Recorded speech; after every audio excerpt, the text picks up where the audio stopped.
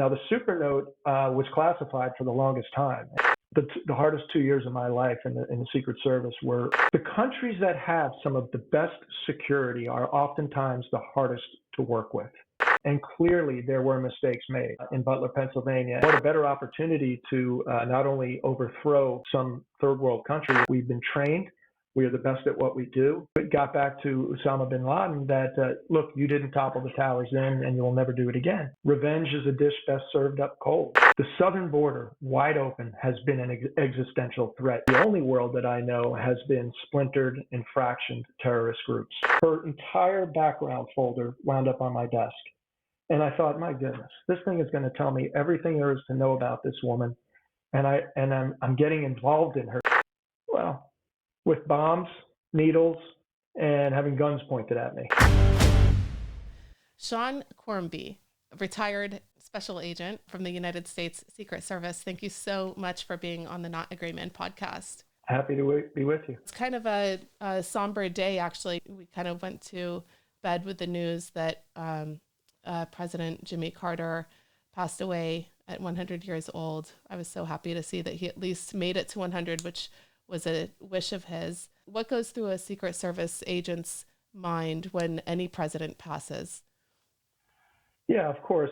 I'm glad you're leading off with this. It is a somber occasion, and I did have the pleasure of protecting Jimmy Carter, President Carter, when he came to Charlotte, North Carolina. I was one of the supervisors of the protection squad. And I just remember every president, whether they are the president or former president, we have to protect them with regard to whatever it is they're going to do. And former President Carter was big into fitness. And I don't think a lot of people, we don't get to really see these sides of our presidents. One of the main things his staff requested of the Secret Service when we were both trying to find a hotel here in Charlotte was that there was an indoor pool, swimming pool, because former President Carter would love to swim.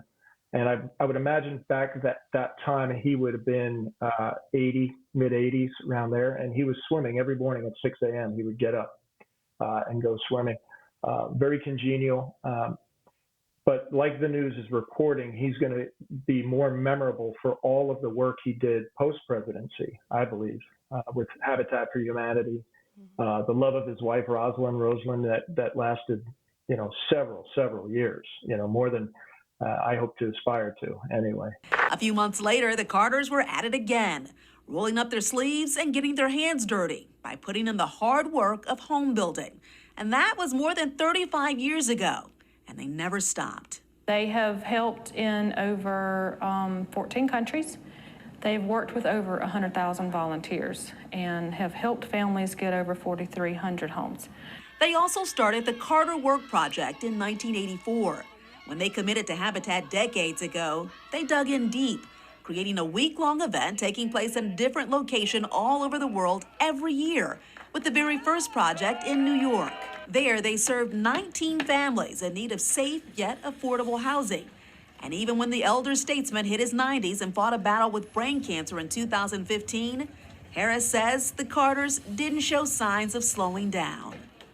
But we've had presidents are coming in a lot younger. Our current president notwithstanding, and the one coming in notwithstanding. But you look at former President Barack Obama, former President Bush, 43, former President Clinton. Back when they all came in, they came in very young. Mm-hmm. So they're, from a Secret Service standpoint, we're protecting a lot of former presidents for a longer period of time. Yeah, I recall as well the stories of you trying to keep pace with Bush on his morning runs, which we'll certainly get Bush into. 43. Yeah. Look at you back there. Yeah. I love your background. I can't wait to talk to you about so many of these remarkable moments in your career. If I may, I'd love to give a introduction to you, but again, like so many of my guests on the Not A Grayman podcast, no introduction will do justice to the remarkable career that you've certainly led and the service that you've done for this nation. You're a retired special agent with the United States Secret Service. You played a key role in the Secret Service in the field of financial crimes. And it's very interesting because I think not many people realize that the Secret Service has a mission that is so much more beyond just protecting dignitaries and presidents, but rather preventing financial crimes. And I'd love to hear a little bit about that from you, as well as you having crafted the Identity Theft Assumption Deterrence Act. I don't know many Secret Service agents. I know many Secret Service agents, but not many that have, constructed acts that have been passed by Congress. And I'd love to talk to you about that as well. You mentioned a little bit just now about having protected President Carter, but you also protected Presidents Clinton and Bush. Now you've transitioned after a lengthy career in the Secret Service into teaching, which is such a noble pursuit. And you are now a professor of criminal justice technology in North Carolina. And one more string to your bow, of course, is that you are the author of Room 23. This book, like I said, everyone needs to pick up this book. It is such a page turner, and for an adrenaline junkie like me, is just a must read for anybody that loves thrillers and these types of, spy type novels. So, you've taken on this noble pursuit now of teaching, and I'd love to begin with sort of your origin story and what is it that made you pursue civil service and giving back to your society now in the role of being a professor as well, giving back when you could probably be making tons of money guarding executives at United Healthcare. Anyways, I'd love to know, what instilled these values in you? Yeah, very, very good questions, RK. I appreciate that. Humble beginnings. I mean, my whole family, my brother and all my uncles were retired New York City police officers. My brother was an active police officer when I was finishing up college. And I think I was the only one in my family that graduated with a 4-year degree. And having served in the NYPD, my brother and my uncle sat me down and said, you really ought to try to go to a federal agency, given that you have this degree. But I'm going to be quite honest with you, back in the 1980s, nobody was really hiring people right out of college. You either had to have military service or police background or some kind of investigative background. But I took a shot. I went to every single interview. I interviewed with every single agency, federal agency, law enforcement that there was.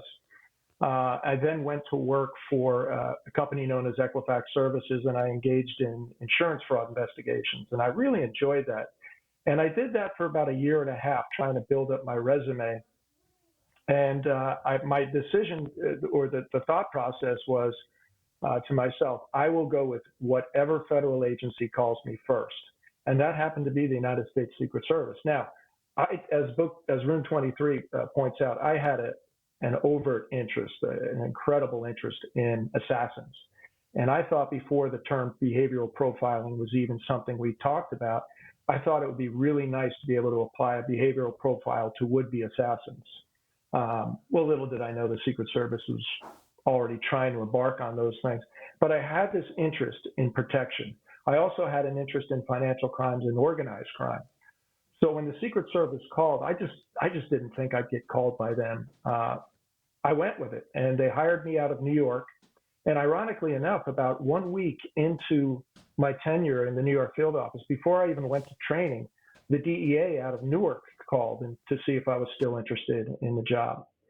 So I would have assumed back in the late 80s, early 90s, a bucket full of money came into the federal government to hire new recruits for the Secret Service. So I started my duty in the New York field office on April 9th, 1990. And I've loved every part of it. I've worked with some of the best. I've got a lot of respect for them. I have a lot of respect for the protectees, the people that I was fortunate enough to be assigned to. And looking back, I would do it all over again. Ever since the defund the police movement and all these other things, law enforcement in general is under a lot of scrutiny. There's been some morale hits, no doubt. So it's been trying. And I retired in 2015, just prior to having to deal with all of that. But I can sympathize and empathize with what law enforcement is, and our intelligence community too, domestic and overseas, what they have to deal with on a daily basis. So after 25 years of law enforcement with the Secret Service, it only seemed fitting. My wife always says I have a heart for service, community service. It only seemed fitting to bring back whatever knowledge I built up to students that care to hear what I have to teach. And there's a wonderful community college here in the North Carolina area called Central Piedmont, and they're excellent at what they do. Very robust, 6 campuses. And so I taught as an adjunct, which is part-time, for a few years, and then I was hired on. And I've been loving it ever since. And then I guess I had a few midnight hours where I could not sleep, so I wrote a book.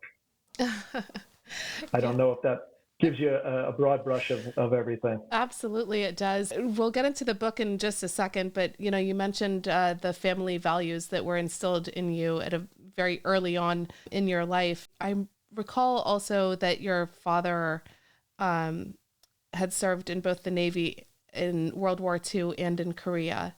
That's right. Yeah. And so it seems to me that this public service is really just part of your DNA and part of what makes you a QUARMBY.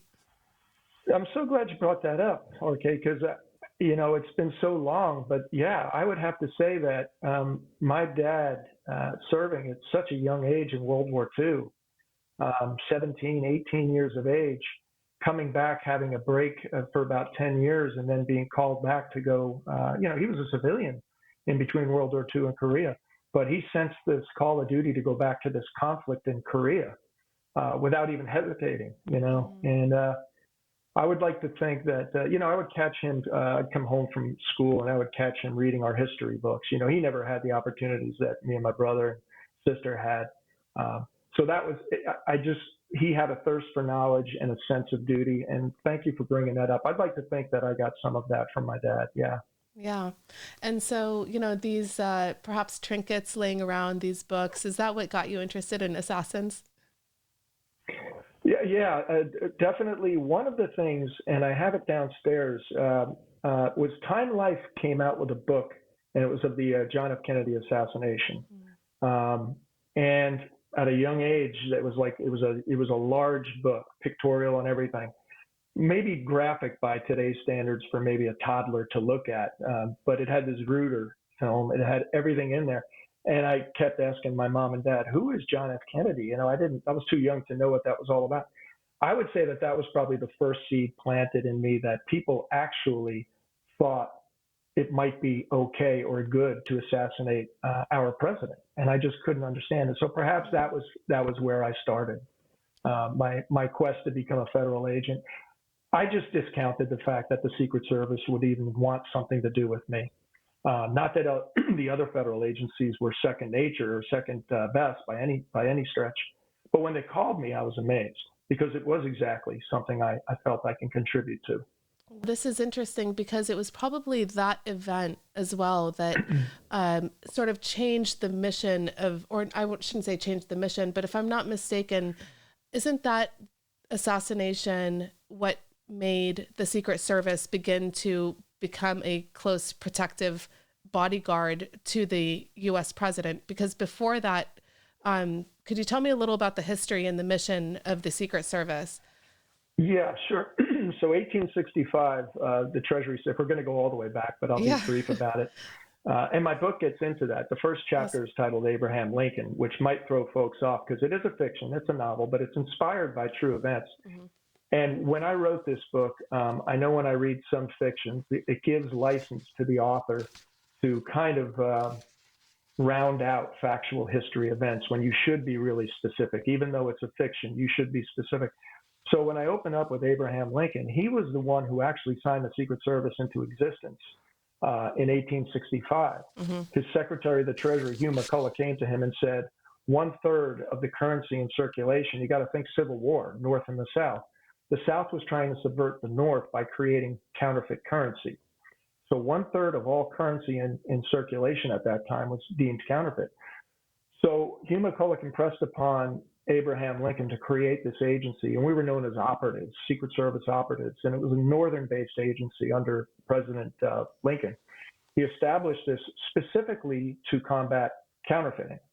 And it wouldn't be, and then of course he went to a very famous play that same night that he signed this into existence, and John Wilkes Booth was waiting for him there at Ford's Theater. So he was assassinated the day, perhaps the next day he died, but he was assassinated the night of the day that he signed the Secret Service into existence. However, we wouldn't start engaging in presidential protection until the assassination on William McKinley. Oh, okay. I was So mistaken at that time, then. no, you're fine. And then so even though counterfeiting was what we were predicated upon, over the years we would start taking on more and more responsibilities, eventually credit card fraud, financial crimes, bank fraud, organized crime. And now these days, we've gravitated to cybercrime. And the thing about the Secret Service, we are not going to go to the media. We don't rely too much on the media to get our message out from an investigative standpoint. So a lot of the things we do these days are not going to be public, at least not from a Secret Service point of view, going to be published by the news media. We might say help Charlotte-Mecklenburg Police Department track down a fugitive through different types of technical investigative tools that we possess, but you will never hear the Secret Service found this person. It would be the Charlotte-Mecklenburg Police Department in this case. Wow. Yeah, you guys really are selfless, and it's all about the mission and very little about, just trying to highlight or egos or that type of stuff, which is interesting because, a lot of the national security agencies and, part of what makes our, the security apparatus within the United States as a whole is composed of a lot of alpha type personalities, and they love recognition and this type of stuff. But, for the Secret Service, I've never met more selfless, behind the scenes, quiet professionals. Well, that's good to hear. Absolutely. We'll have to talk offline as to who you met. You did give me some names, and they're wonderful agents. Very, very good. I had the privilege of working with a few during Bush's visit and these types of things, but they are just so professional and fantastic. Well, we definitely have a one voice policy, and that voice is usually the agent in charge of the field office, or someone on the director's staff. As an agent, as a supervisory agent, that, let's say we took down an identity theft fraud, or a human trafficking or pedophile investigation, child pornography, that kind of thing. We would rather have our public affairs from Washington, D.C. handle all of that. And so I think you take on this persona that it's not that, we operate in the blind, so to speak, but it's because we want to keep it that way. I think when any police agency gives up information, they're also giving up their techniques on how they investigate. And that's something the Secret Service tries to stay away from. So a one voice policy is definitely the order of the day. Yeah. That's very prudent. So one question that I always wondered, because no one is closer to policies playing out and being the quote unquote fly on the wall than the Secret Service when it comes to presidents and conversations and what's happening sort of behind the scenes. You have a very interesting time period. I would love to know from your perspective, to the extent that you can talk about it, what were some of the leading policy challenges that you saw playing out, in the 90s and then later in the 2000s? Yeah, that would be at a level more or less higher than me. When I was on the president's detail, I was basically what you would consider a journeyman level agent. And although I was privy to a lot of conversations, especially up at Camp David between world leaders, I probably would not be in a position to speak about what transpired in those rooms. But I do know that one of the first times we confronted protecting our president overseas was on Thanksgiving, when President Bush went over to address the troops. And that was not something my generation of Secret Service ever dealt with. We did it in stealth mode. I don't know if you recall seeing that on the news, but even a certain handful of media were selected and brought into a specific room. And it wasn't realized at that time until they got in a van and headed out to Andrews that we were actually going over to Iraq to address the troops. And that was those types of policies are made at high levels. Things that, look, if the president's going to do something, our charter is to protect him, whatever it is that they're going to do. I've been privy to quite a bit of information inside bilateral meetings. But to be honest with you, most of those bilateral meetings are there for the press to take pictures. And even when they are ushered out of the room and it's just the world leaders, their chiefs of staff, and the Secret Service cadre, not a lot of work really gets done. I hate to be the buzzkill here, but the world leaders are basically there for the cameras. They will exchange certain verbiage, especially President Putin of Russia, but he's very careful. I've even witnessed him. He will not take anything given to him directly. He will not, if someone hands him a piece of paper, even his own staff, he will not take it from that person. He'll ask him to put it down. And there's various reasons why that is, from physical protection on his side. They've had quite a few nefarious killings over there, spy-related killings. So even touching a document that's been tainted, that kind of thing. I've seen that firsthand. But the real work gets done after the bilateral meetings, where the presidential cabinet and his closest advisors engage in the policy. So. Yeah, that's very interesting insight. So how is it when you're working with another host nation? Are there some in particular that you love working with? For example, you mentioned about Putin not touching anything. I've heard as well that the Secret Service needs to oversee even the chef cooking in the kitchen. And so I'd love to know, what are the most challenging places you've worked with when it comes to dealing with counterparts at the host government? Or even here in the U.S., what countries have been most challenging, and then on the flip side of that, the most cordial to work with?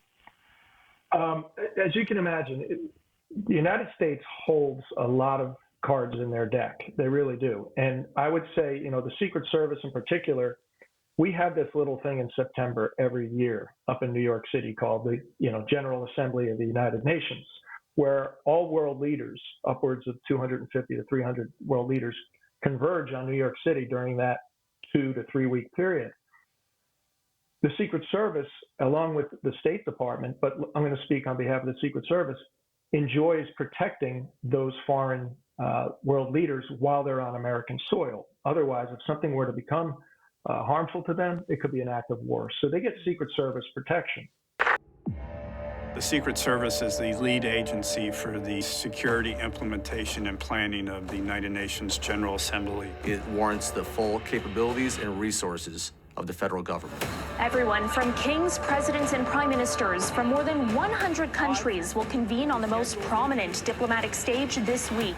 The police department says it is working with the Secret Service, the State Department Security, and UN Police. When the event kicks off, we don't get a lot of sleep. It's a pretty hectic week. Limousines and motorcades and sirens. The threat level is enormously high. The phones are not working. It is consuming.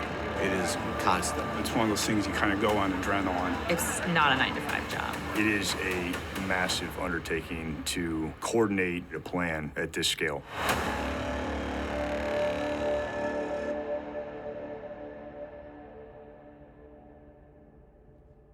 We're going to see the same security folks from their side that might have caused us consternation when the president went over to their country, and they know that.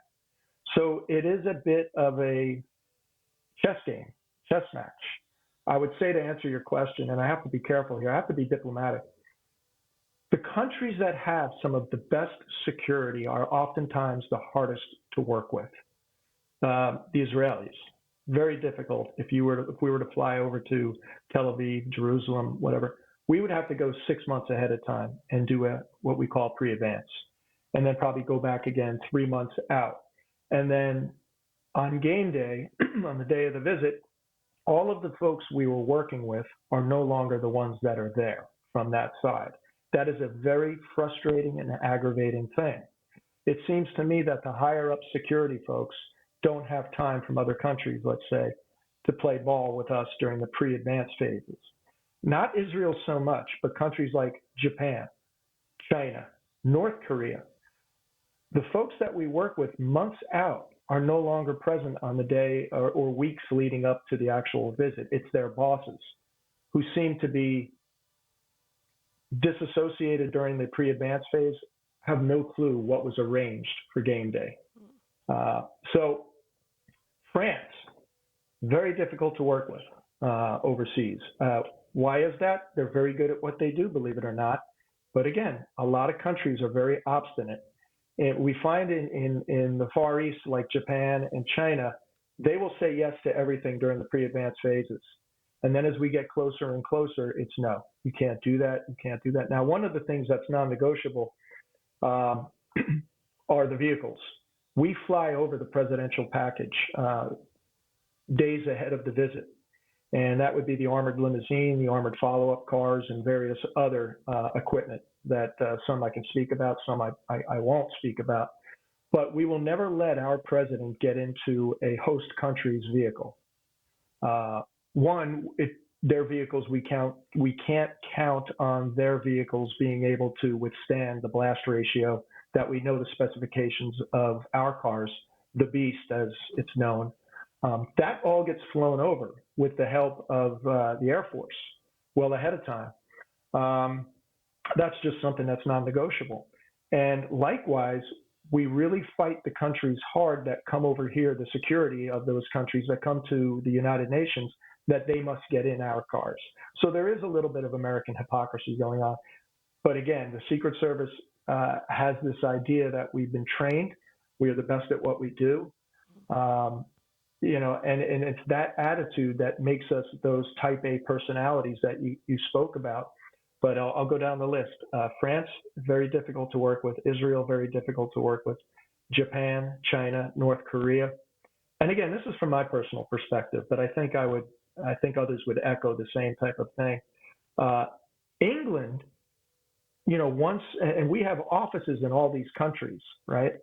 But England is even difficult to a certain standpoint. We're friends and we're allies, but when it comes to security, the countries that do it very well, we seem to have, you'd think that we'd all be on the same page, but it's difficult. It always is. And you can never say, well, we want to do it the same way we did it last year when our president came to visit. That's, everything is, world temperature is dynamic, so it requires different types of security levels. So there's, Germany seems to be somewhat more gentle to work with in a sense that there's a lot of cooperation there from day one. And then some of the other countries that perhaps I'm not thinking about look to us for guidance. Those countries are always very easy to work with. India, I did a motorcade advance in India for President Clinton. Same scenario. All the folks I worked with during the pre-advance, they gave me everything I asked for. And on game day, they did. I mean, in New Delhi, you had cows walking down the streets on the motorcade routes that I would ask, what do we do about the cows? And they would say, they'll be gone. Well, that's not a good enough answer. And come game day, those streets were empty. I asked for bike racks. Well, they misassociated that and they didn't hear what I was specifically asking for. So they put up chain link fence. They gave me everything they wanted. The problem was none of the people I worked with were there when the president arrived or for the whole week. Mm-hmm. It was all a bunch of new bosses that wanted to be close to Clinton, in my humble opinion. Mm-hmm. So it's like starting all over again. And the motorcade advance is very difficult because we deem it to be the most vulnerable time in a protection scenario because it's the largest site, a motorcade. Mm-hmm. We go back to John F. Kennedy, right? He was assassinated in a motorcade. Ronald Reagan, there was an attempted assassination while he was moving to the motorcade. So you have these types of scenarios. Ronald Reagan was 2 months into his presidency when John Hinckley Jr. drew a $29 handgun outside the Washington Hilton Hotel on March 30th, 1981. Yeah, certainly that must be so challenging to have to reestablish rapport with, new agents on the ground over there. And then there's obviously like cultural barriers as well. And Very much oftentimes language barriers, but there are great teams of, I assume, translators and interpreters and sort of people on the ground to assist with area familiarity through the embassies and so on as well. Yeah, and that's a credit to the State Department, the embassies, because they really come alive. Even the domiciles, the ambassador, they all come alive when our president goes to that country. Oh, right. That's like top priority at that point. Out of curiosity, what would you think our difficulties would have been? I would think from a adversary standpoint, there's nothing more fulfilling than being able to target a dignitary on American soil. It's almost like two birds with one stone kind of thing. They would think of it as like, oh, and we did it on American soil, which would be an embarrassment to the U.S. Secret Service, which seems to be making the rounds right now. And Yeah, and we've seen in our history a lot of military coups have taken place while the leader of that country was visiting the United States or somewhere else. And what a better opportunity to not only overthrow the vacant position because the world leader of some third world country is here in the United States, but to also take him out while they're here in the United States. And like you said, that would be like a Christmas in July for some radical terrorist groups, no doubt. Was it more challenging from a protective intelligence standpoint to be dealing with adversaries, let's say, when there is like a bipolar type of environment where, say, it's a Cold War versus fragmented groups that have numerous branches, like let's say that Iraq trip? You're dealing with like 5 factions of Al-Qaeda, not to mention all the tribal stuff, and then, XYZ organizations. What's more challenging, dealing with lots of small fragmented groups or a superpower like Russia? Well, that was before my time, clearly, but I know from the historical perspective that when President Reagan was in office, he didn't travel that much. He just didn't. And I would like to think that a lot of that was the National Security Advisor in conjunction with the Secret Service, the various intelligence assets we enjoy in this country. All were basically telling him not to shelter in place, but if it can't wait, then yeah, we need to go. You're the president, and you're going to go wherever you're going to go. But I know from a perspective that a lot of the agents were not getting the exposure they needed to security advance work under President Reagan simply because he didn't travel that much. I would say the only world that I know has been splintered and fractioned terrorist groups. That's the only one I know. If I could, based on research and books and studies that I've done, I would say the devil you know is better than the devil you don't know. And we knew at the time that Russia, during the Cold War, it was not going to be an asymmetrical event. It was going to be a nuclear problem. So focus was there. I think focus of and I think that very nature of Davy, or I should say Godzilla versus King Kong, America versus, at the time, the Soviet Union, was enough to keep any kind of compartmented or splinter terrorist cell at bay. No one was going to try to do anything during that time. But you're right. When we had the fall of the Soviet Union, a lot of those breakaway countries were funding all kinds of different Middle Eastern terrorist groups, even the IRA. Everyone wants to forget about the IRA in Ireland. But Russia, different types of factions in the former Soviet Union, different countries, were supporting a lot of IRA activity up in Northern Ireland, the Irish Republican Army. So I'm only in the world of the splinter terrorist groups, so the different factions that you speak of. But even then, we look at Hamas, we look at Al-Qaeda, we look at ISIS, Hezbollah. There are a lot of different proxy groups like that are having their, the puppet masters might be Iraq, Iran. It really just depends. But you're right; those groups, they're going to claim that, you know, they're operating on their own and they had nothing to do with this attack on Israel or that attack on the Gaza. So I don't know that that answers your question sufficiently, but I'm only aware of the 1990s through to 2015 that I had firsthand knowledge and information about terrorist groups. Mm-hmm. Yeah, that's a very helpful insight. But even non-state actors, when they're backed by them, their capabilities will dramatically increase, and that's Absolutely. what we see. You know, so if it's you know, seemingly just Hamas, but Hamas backed by what? Yeah. So you bring up Exactly. a very good point. They got to get funding somewhere. The southern border, I mean, I guess we could talk about that for hours and hours, but the southern border certainly hasn't made it any easier to help facilitate terrorist activity in this country. My goodness. Yeah. Could you talk a little about that?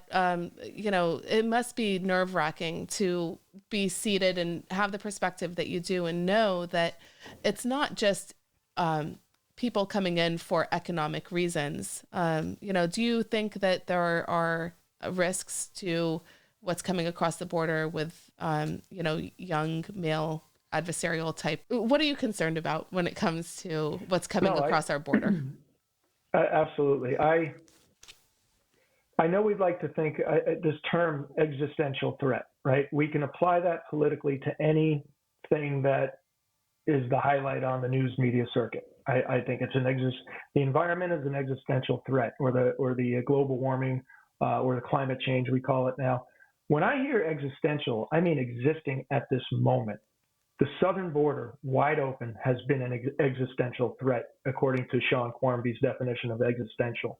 That is to say, a lot of folks are coming in, they call them gotaways, that we have no record of where they came from, where they're going to, and what their purpose is here in the United States. And when we start seeing young males, 17 to 24 years of age, military age, also, by the way, that is the age group that is more prone to criminal activity or devious type of activity.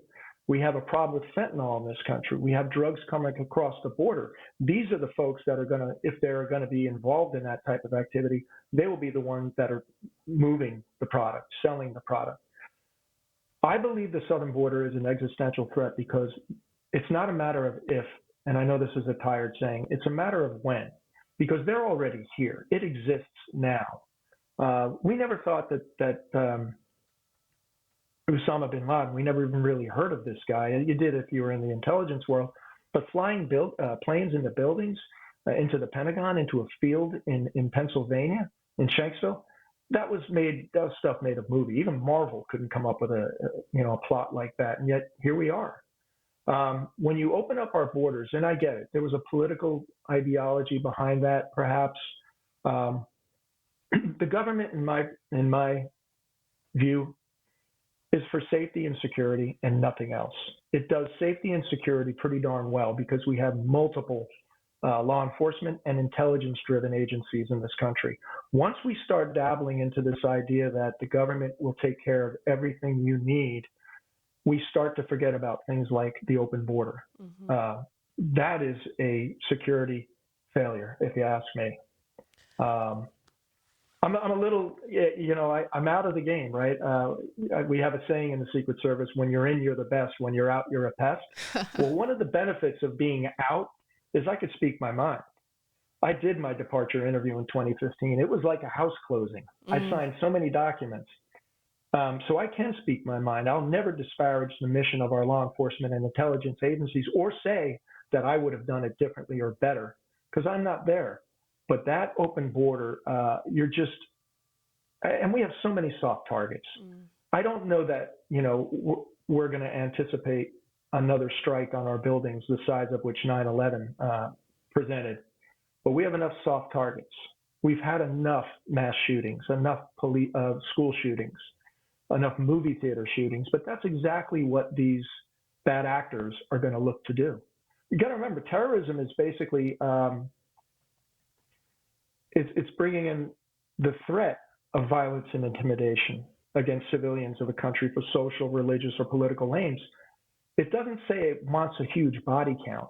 It wants to threaten the existence, the freedom that we enjoy here in the United States. Mm-hmm. And that's all they have to do. They don't have to take down a huge building.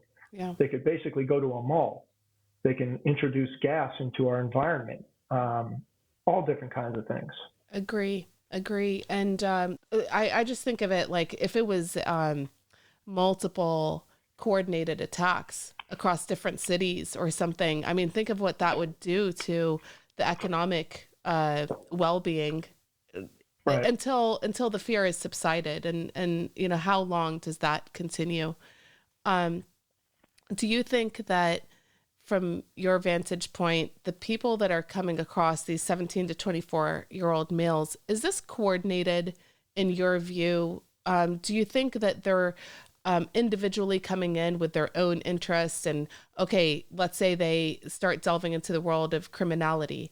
That's one thing, but that's one individual. How concerned should we be of a network? Yeah, and it's the networks that I'm concerned with. Of course, you're going to have 17 or 24-year-olds that just happen to be coming across the border because they're enjoying the open border and they want to come in and hopefully assimilate in one way or another until we track them down and they're told they can't be here the way they came in. But I think a large majority, and that's the fear, the gotaways that are coming in are being drawn in with an organized idea or future for themselves. Absolutely. Look, fentanyl didn't get in here overnight without that open border coming in. And that is a deadly drug. There's no doubt.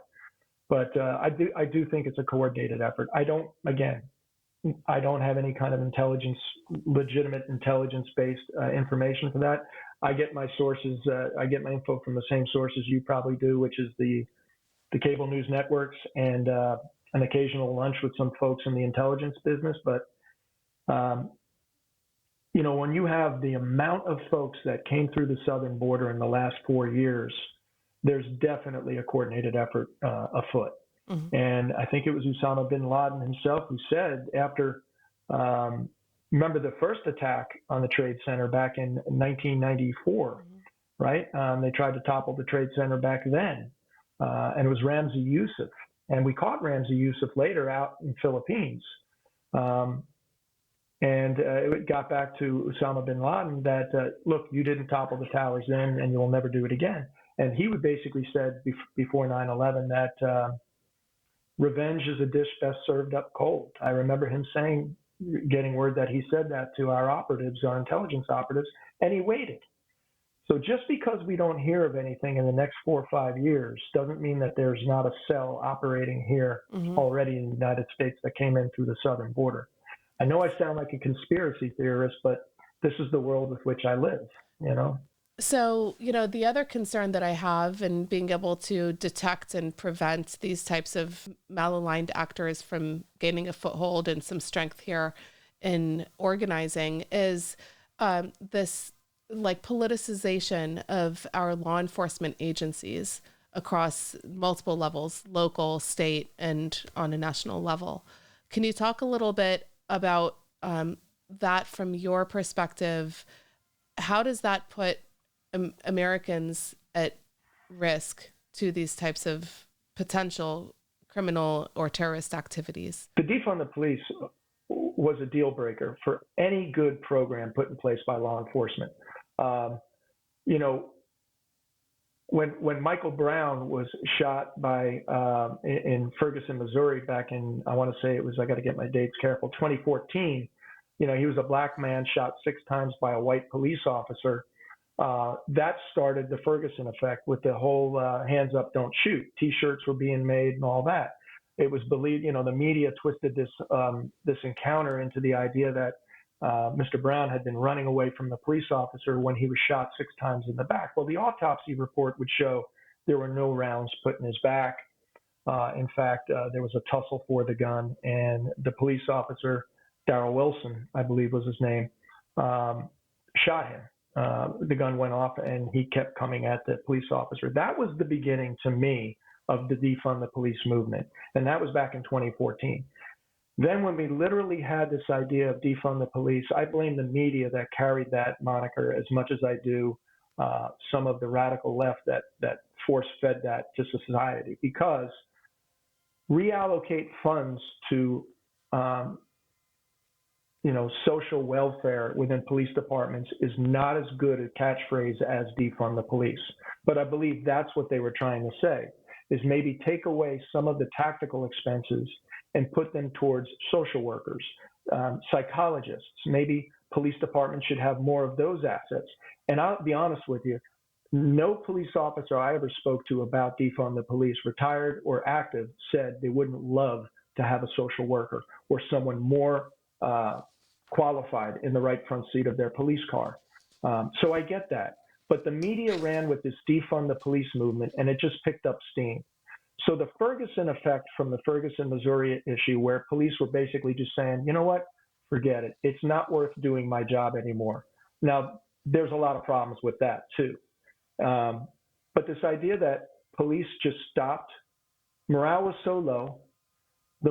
I would say the most proficient law enforcement folks are those with 16 years to 25 to 30 years of experience. That block, they've seen it, they've done it all, the men and women. Well, when it came time for them to retire, they left, or some left anyway during that defund the police movement. So you had this block of intelligent, very capable police officers just leave.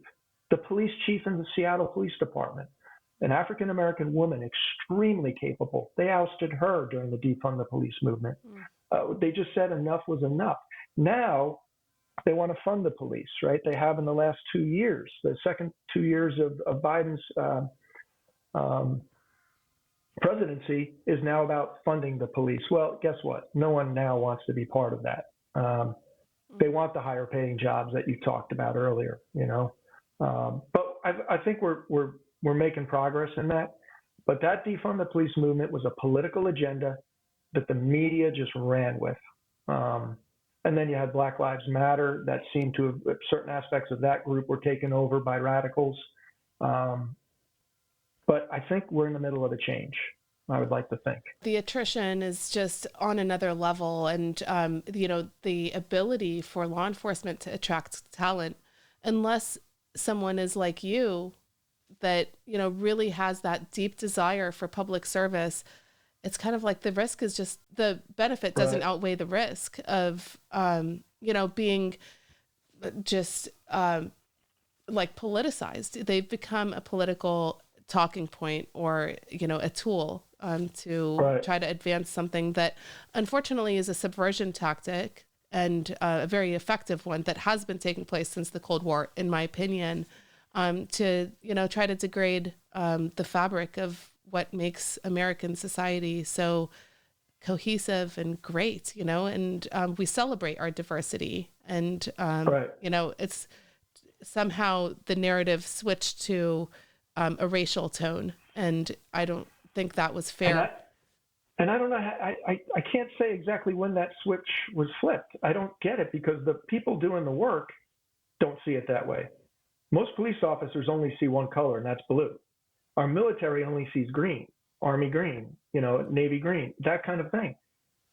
So I think it's the politicians that are basically trying to push this media scenario, this agenda, And just one more thing about defund the police. When it just seemed enough that they were stripping the police of almost everything that they could have to do the job safely and correctly, somebody then came up with this idea of taking away qualified immunity, a politician. And I believe it came out of Seattle. What if we take away qualified immunity? This means police officers. If I arrest you, RK, in some kind of you're in the middle of a felony, a robbery, and I dislocate your shoulder in the process, you now can sue me as a police officer, in addition to the police department, the town, and everyone else. Qualified immunity allows police officers, under the qualifications of their job, they're immune from any kind of lawsuits if it can be proved that they were acting under the color of law. Well, they wanted to strip that from police officers. And at that point, you just say, well, my whole family is going to be sued if I, so that went away. But it's still, every now and again, I hear about it, I read about it. But again, like I said, I think it's changing. And I hate to say it, is it changing because the politics are changing? I don't know. But I'd like to say in the last 2 years of Biden's presidency, we started to see a movement away from this defund nonsense. I'm glad, because it just doesn't work. And I think, people that were witness to crime right in front of their eyes are kind of like, well, having the sense of protection from law enforcement is a very good feeling. And to your point, the whole point of government is to give you that safety and security. That is the focus. And once you lose that sense of what is a fundamental need as a human, you start to worry a little bit. And I remember this one, this just for some reason really just stuck in my memory. It wasn't like a serious crime, but it was just so telling of the time. It was in Chicago, right around COVID. There was a foodie YouTuber was filming some Uno's Pizzeria or something, and talking about the food review of this place. And some people just walk out of the restaurant and they just get into a car and carjack it. And the police in Chicago, ironically, the police were on the corner, not even 20 feet away from this carjacking. And they just stood there, allegedly. I don't know if this is true, but they had orders to not engage. And so what's the point? You're just like a paperweight in the middle of the street. And that the guy was filming and was like, I think there was a carjacking just happened right behind me. He's like, you want to try the McDonald's new chicken sandwich? I got the new McDonald's chicken sandwich. I mean, I literally said no. I'm like, I don't want to try it. He's in my asshole being like, yeah, you do. So fine, we'll try it. What? Yeah, let's do it. Did you just grab it? I just took it.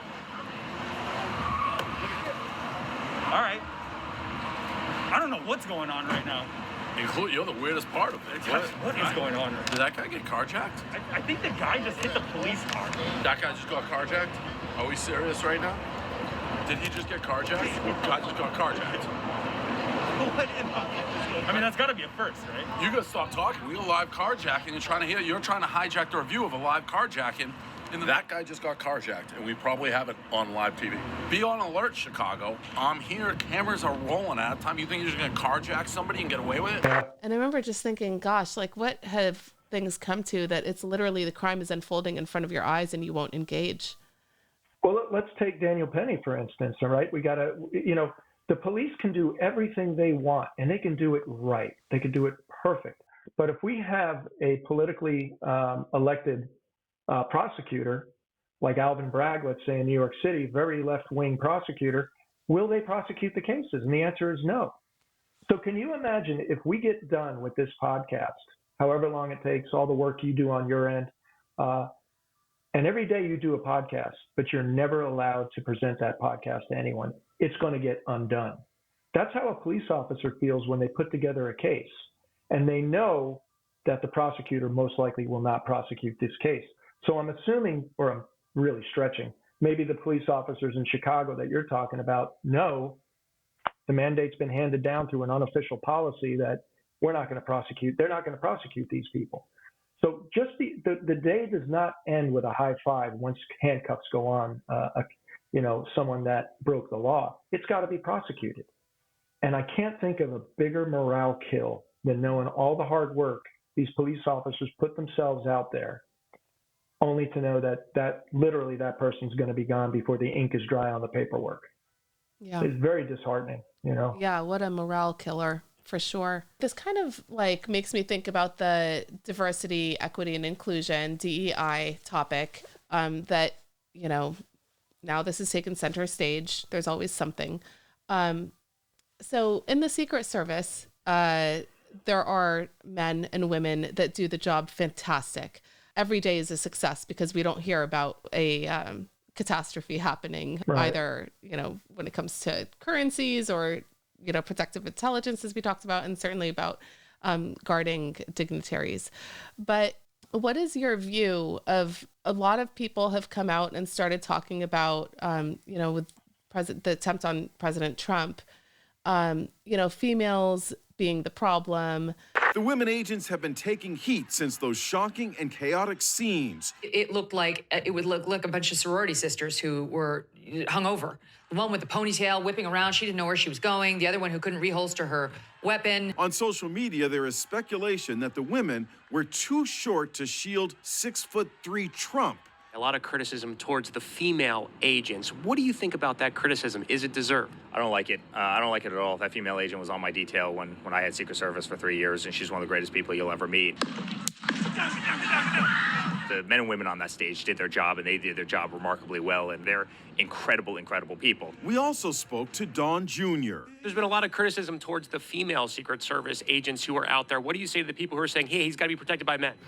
Listen, I saw one of the ladies look like a badass. She was great. She was in that scrum, a little short maybe, but the other was having a hard time holstering her weapon stuff. So I don't know. I mean, I think it's all about the individual. Do you think that there is like a quota? Is there a quota in the Secret Service that needs to be filled with a certain number of women? If possible, could you talk a little bit about, the capabilities and maybe the skills that each can bring to the table? The Butler incident, notwithstanding, the Secret Service never gets credit for things that go right? Because as long as the president gets home safely, the vice president, anyone else in our protective sphere gets home safely, it is not newsworthy, nor should it be, right?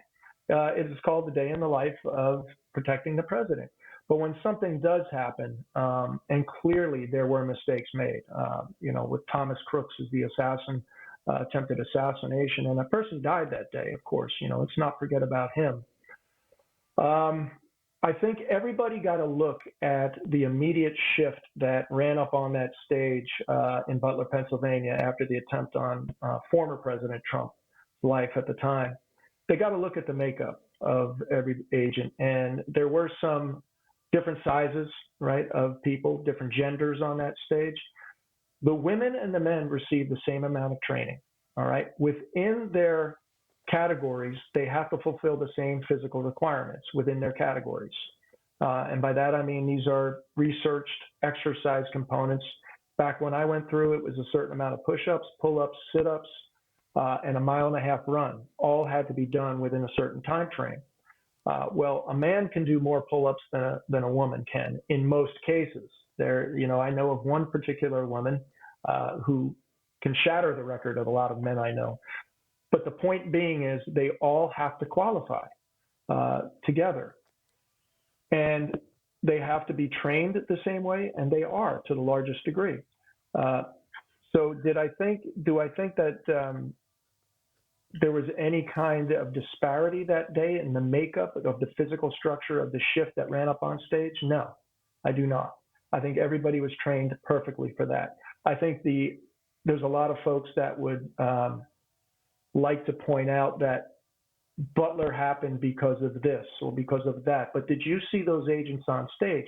How quick they got up there, how fast they got Trump off the stage, even though he wanted to make a gesture. That's fine, whatever the case may be.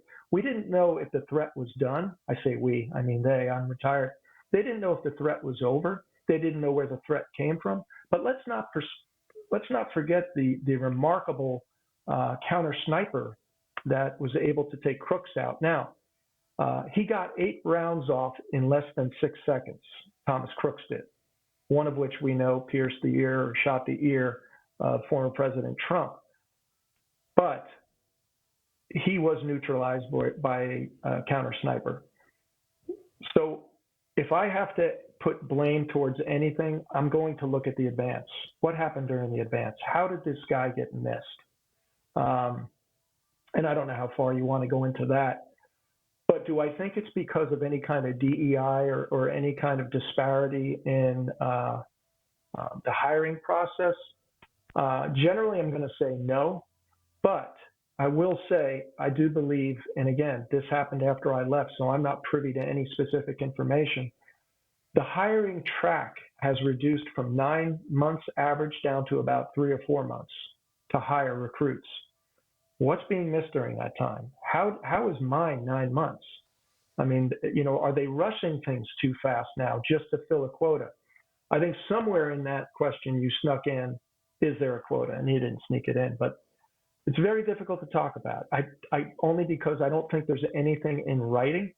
But what the Secret Service, like any other law enforcement agency, has to do, we have to mirror the community with which we serve, right? So the community is made up of white men, black men, white women, black women, brown men, brown women. Middle East, so on and so forth. We have to try to mirror that image. Are there any policy directives in writing? I never personally saw anything. I can't speak about what's going on there now, but I do believe we have to hire the best, the brightest, and the most physically capable people. But how are we going from that 9-month screening process down to 4 months and still pulling it off? That's where I guess I would lead a question to those that wouldn't answer on the job anyway. Do you think that technology has helped move it along quicker? Yeah, of course. Yeah, I do. But not necessarily, slicing it by a third of the time. No. And what I was getting at is, are we lowering the hiring standards? There's maybe some mythical number of cannabis use, narcotics use. For me, it was, have you ever used this? And if so, when was the last time? I know when I was in recruiting in Charlotte, North Carolina, we used to get some combat hardened veterans coming back. I wanted to give them my gun and my badge and say, welcome aboard, after just an initial interview. It's a long process. When I was there, it was about 6 to 9 months. And some of these folks played football at colleges, and my sticky thing was, have you ever experimented with steroids? I mean, I'm looking at a man in this particular case who's about 6'6", clearly was an offensive lineman in college, probably could have went pro, joined the military instead, came back, and now wants to be a Secret Service agent. And I would say to them, look, if you did, you need to let me know now, because now it's an integrity issue. If it comes up on the polygraph, and the polygraph is very specific, it's very comprehensive, you're not going to beat a Secret Service polygraph. You're just not. And inevitably, they would fail a drug question. And I can only suspect that it was some kind of narcotic, but more than likely, it was a steroid that I was begging them to tell me about it if they did. Because I know college athletics, if you want to compete, you're going to dabble in it. Now it's not even the steroid use anymore that would have been the disqualifier. It was the fact that they lied during the application process. Right. It's an integrity issue. Here's my thing, RK, and I'm not insinuating this is going on, but are they softening those specific issues, to make the pool?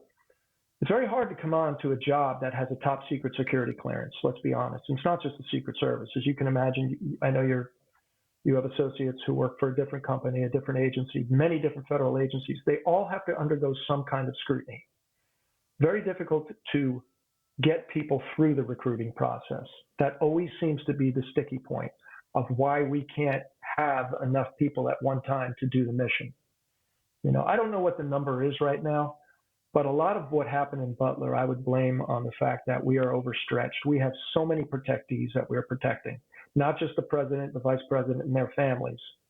It's visiting heads of state and whoever the sitting president, along with Congress's consent, decides should get protection. The National Security Advisor, the Chief of Staff. We're stretched thin, and we can't hire them fast enough to get through this arduous recruiting process. Certainly the integrity issue is a very important one. It's never like, oh, gotcha, like you did this. It's, are you transparent about it? Do you own it? And are you going to lie? It really comes down to the integrity of just, because if you're willing to lie about usage or whatever it is, being upfront and honest from the beginning, I think it comes down to character issue at that point. Well, and candor too, because, the one thing about a polygraph, the polygraph is only as good as the polygrapher, right? And it is not an exact science because it's controlled. And I know you want to speak about AI at some point, but it's not controlled by a device. It's controlled by a human being who can be capricious and arbitrary. So that's why it's not allowed as acceptable evidence in a courtroom, but it's a heck of a good screening tool. And it will detect a lack of candor. By that I mean, well, you didn't ask me about that specifically, so I'm certainly not going to give it up. During the interview, you could probably get away with that. Well, he didn't ask me if I did drugs in the last. He only asked if I did it in the last year, and he didn't say anything about 2 years, so I'm not going to give it up. Well, that's a lack of candor right there. So that's going to come out in the polygraph. And it's just frustrating because by the time you get to the polygraph, you're at about the 5th month of what I would say a 6 to 9 month process. Mm-hmm. And a lot of money and effort has been put into you. And now I have no time for you because you were given multiple opportunities to show your integrity. Yeah. And if you're lying during this job application, are you going to lie about intelligence against the, regarding the country, or are you going to steal evidence? You're going to steal drugs, so on and so forth. Yeah. But yeah. Right.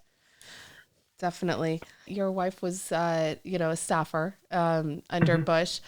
I have a question. This is going to it's a question that I have because I don't meet many couples that were sort of in the same sphere. You're charged with protecting President Bush, but then your wife is also a staffer. How do you biologically override your instinct to want to be her protector and put the president's well-being first?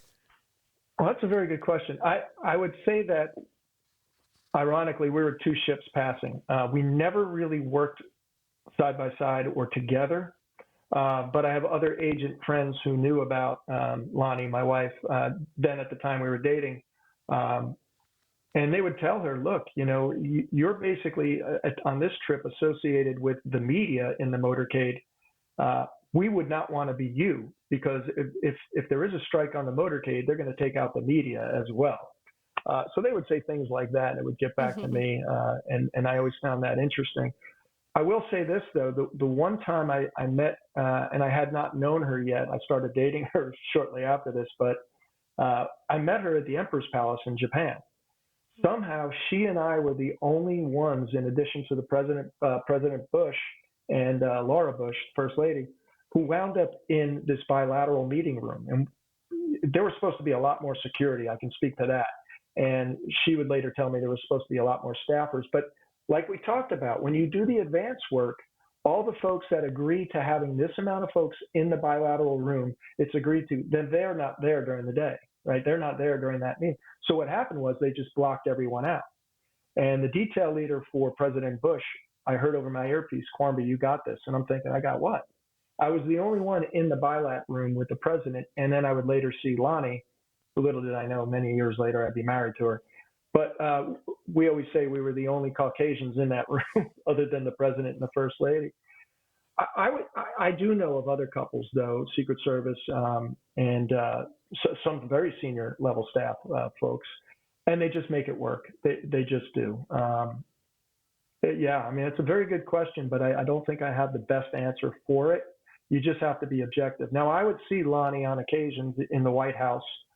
We wouldn't even look at each other, while we were dating, and clearly we didn't get married till after I left the White House, but it was all business. It was all professional, maybe a slight smile, but that's it. Yeah. Well, meeting in the Emperor's Palace, that's so romantic. It might make a good story in a book someday, wouldn't it? Yeah, absolutely. So let's talk a little bit about Room 23, if possible, and then I'd like to kind of come back to some career items. But this is a great segue into Room 23 and, Agent Quinlan. Very much, I mean, this is loosely based on your life in the Secret Service. It is. And right. I'm like, John Quinlan, Sean Quarmby, Yeah, no imagination there, right? But so as to not give away a lot of the plot twists, but essentially the book is about an assassination attempt against the president and the leader of North Korea.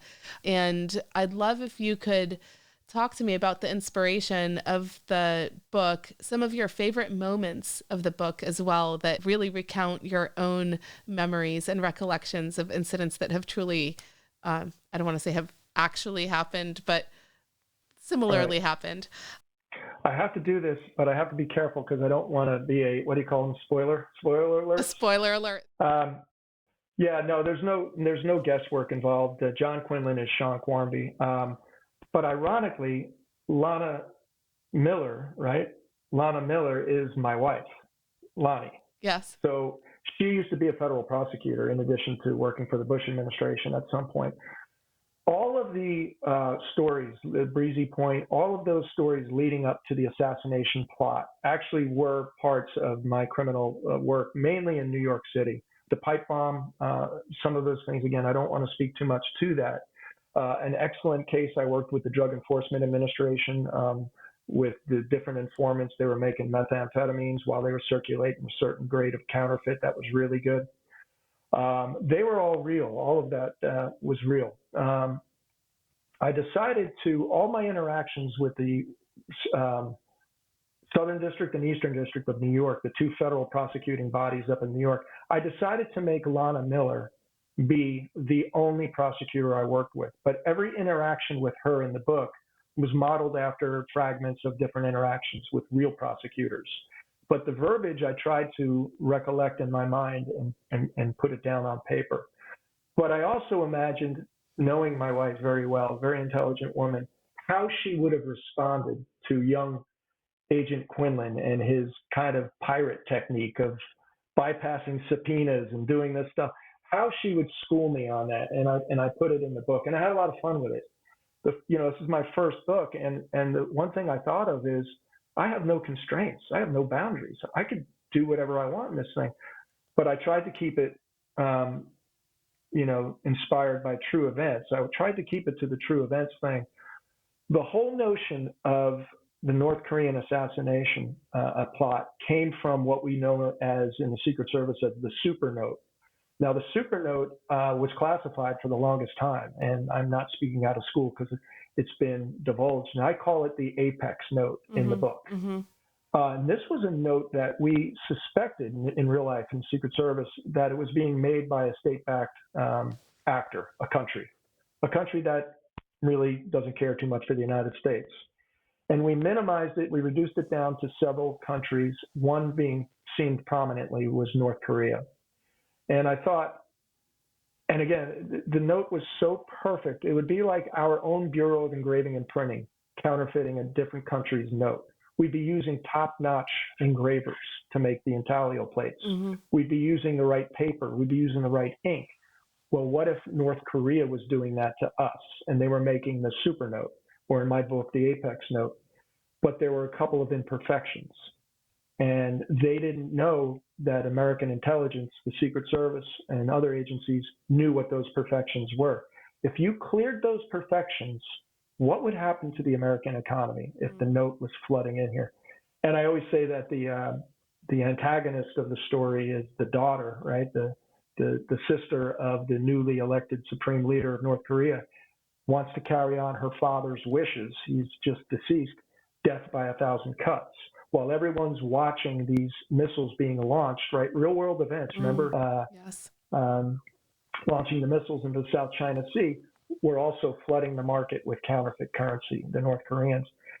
North Korea fired a ballistic missile into the sea a week after the country's leader called for more nuclear and missile tests to improve their attack capability.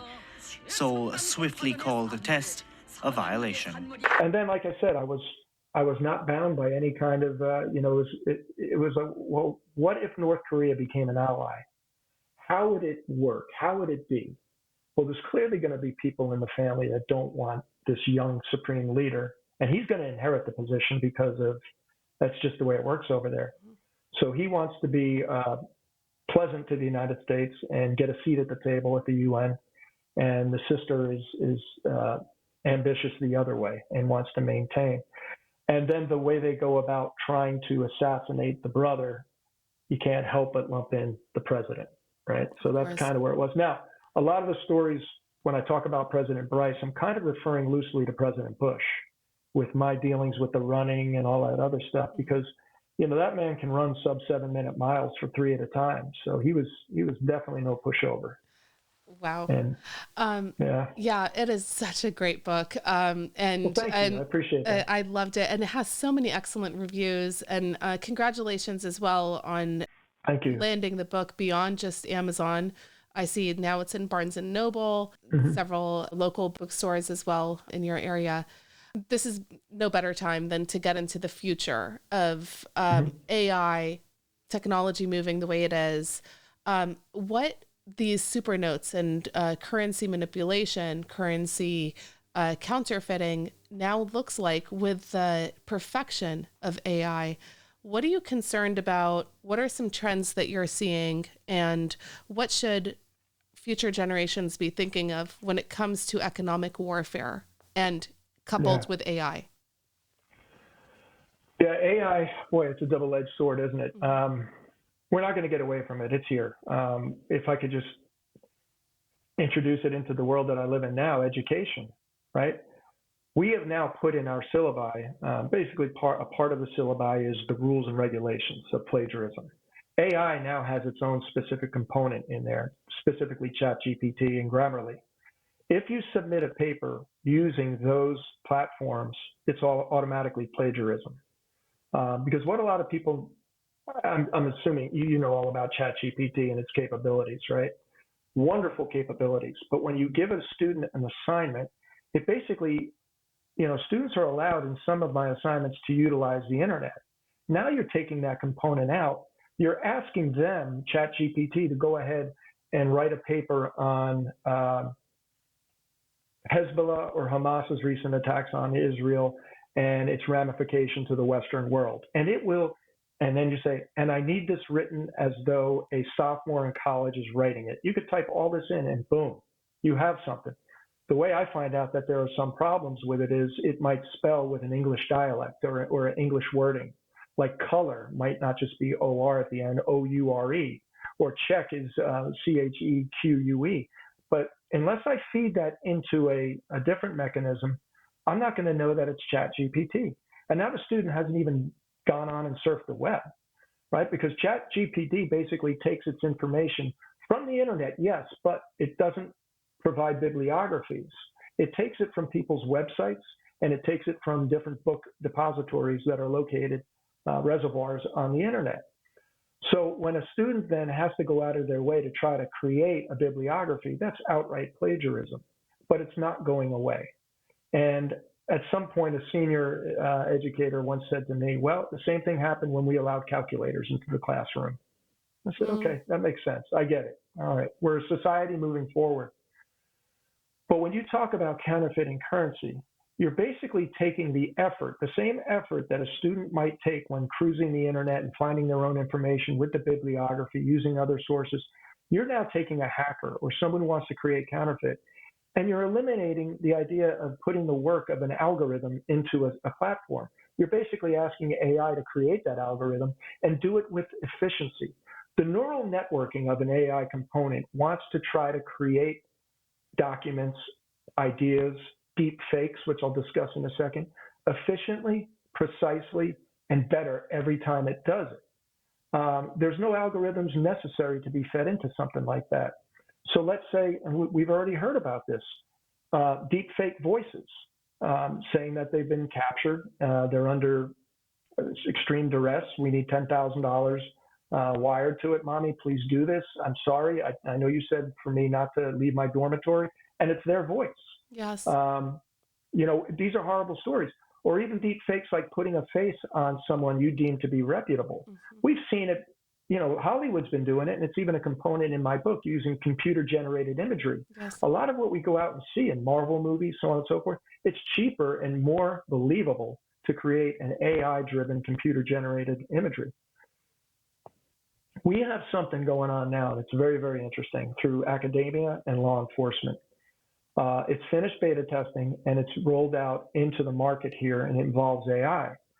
Let's say you have bad actors that are engaging in crimes like burglary, robbery, sexual assault, even homicide, and they're caught on videotape before leading up to the act. We have so many closed-circuit television systems or closed-circuit cameras in this society of ours that if it gets caught on tape, this platform that is being worked on and being tested under live situations will download those known video captures to an AI-driven platform, a reservoir, and then any real-time, and so these people will exhibit furtive movements, motions. Maybe they'll be paranoid, looking around to see if anyone's around before they engage someone in a sexual assault. Mm-hmm.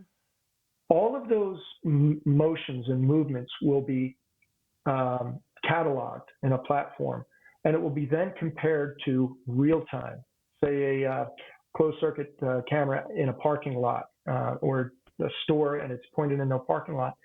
People who are exhibiting those same furtive movements will be compared to the reservoir of known bad actors.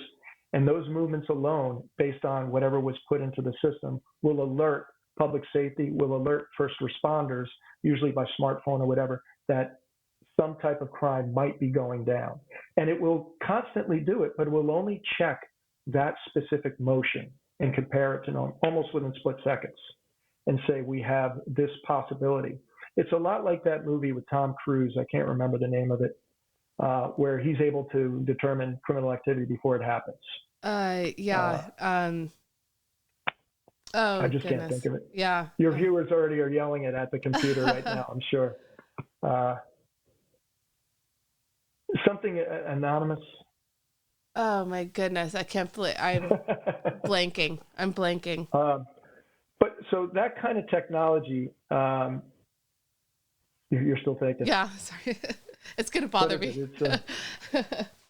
Hold on, I've got my phone nearby. It's like Anonymous Report or something report. Minority Report. Minority Thank you. Report. Yes. Great minds to get that together. But it's the closest thing, that's what I thought of was, okay, so you're taking video of known criminals, even homicide. What do people do just prior to committing a crime? Mm-hmm. That body movement is going to be analyzed by AI technology and compared to real-time body movements and alert public officials, Yes. Public safety, first responders. That's pretty cool use of AI. But again, it's a double-edged sword because the deep fakes is what I'm most concerned with. And when AI does hacking, it's going to find the most, it's like an Occam's razor thing. The simplest solution to a problem is usually the correct one. The simplest database will be penetrated by the AI, algorithm that's going to hack the system, install malware that turns into ransomware, and then it's going to basically know how, because of the system components, to make it look anonymous, like it was never there. And this has taken the human component out of it because it's thinking for itself. Now, people always ask me, is AI sentient? Can it eventually feel and learn? And that's where I say, no, it can't. You can't have AI change its mind because it's being capricious that day. There's a sudden change in mood, Mm-hmm. or it gets guilty, or something along those lines. Right. It's not running on hormones. No, exactly. Hormones or anything. Yeah. Yeah. And that's why we like AI, because it is consistent. Yeah. It is a black and white thing. It will take whatever data we can feed it and try to make it better and try to make it more efficient and smarter. Mm-hmm. But I don't think I'll be around long enough to see the incredible future of AI and what it can do. But I think in our society, anytime something good comes to help facilitate safety and security, there'll be bad actors trying to see how can we exploit this thing for ill-gotten gains. Yeah, and that's where people like you just need to stay 2 steps ahead. And it's just this constant like cat and mouse chase, right? With like trying to. Yeah, and the thing with the Secret Service, and I suspect some other agencies, we have this dual mission. And I do not think, one is investigative, one is protection. One cannot survive without the other. It would take too long to explain all that.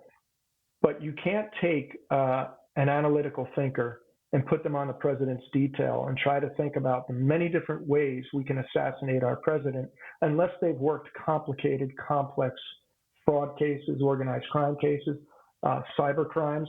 I really think they go hand in hand. And the problem with the Secret Service, though, is they'll make Sean a firearms instructor. So I got to become proficient in firearms. Then they'll send me to organized crime. I got to be proficient in that. Then they'll send me to the president's detail, and they'll give you all the training and all that. Then they told me in 2004, you're going to supervise an electronic crimes task force down in Charlotte, North Carolina. Well, I was leaving Room 23, which had its own set of skills. Mm-hmm. So we're constantly learning new jobs. We're under the same career, but we're learning new jobs. The thing I was trying to get at is if you leave this thought process on cyber crimes for more than a year and come back, you're obsolete, just like the old equipment was that you were using. So the good thing about running a task force, I was not the most proficient person in cybercrime activity, but I was able to recruit 19 detectives and special agents and get them the money they needed through asset forfeiture. I was very good at doing that so that they could have all the equipment they needed to make the unit look great, right? But they're like, everyone says, well, you must have been a super cybercrime guy. And I'm like, I really wasn't, but I got the right folks. Like you said earlier, surround yourself with the right people. So that works. But the technology is such, if you step away for more than a year, you come back, it's obsolete. You're obsolete. Oh, it's moving so fast. So for the benefit of the viewers, can you talk about what is Room 23? I think most people don't even know. Yeah, I should have started with that. Title. Yeah, it's a great title. You're talking about the actual real Room 23. Yeah. Right? Right. Yeah. Well, could you talk about both? So there's a part in the book where John Quinlan gets told he's getting Room 23, and this actually happened. He's driving home from the White House after doing a day shift. It's about 3 p.m, and he's driving out west on 66. I think you're in the D.C. area. You know what I'm talking about. And John Quinlan, Sean QUARMBY can't do two things at once. I might be the only guy who can't walk and chew gum. So I pull the car over because I get a call from my boss, the agent in charge of the detail, and he says, you're being promoted. And I said, wow, in the whole part of the book, that's actually very true, what happens next. And I said, great, where am I going? And his answer at first was, we don't know yet, but we're promoting you, which was a nice compliment. The next day I get into the office and we're going to put you in Room 23. And I said, what is that? And that's when I first learned about it. And Room 23 basically is a office. The office is in the old executive office building, which is part of the 18 acres, which is a pseudonym for the White House complex, right? 18 acres of White House complex.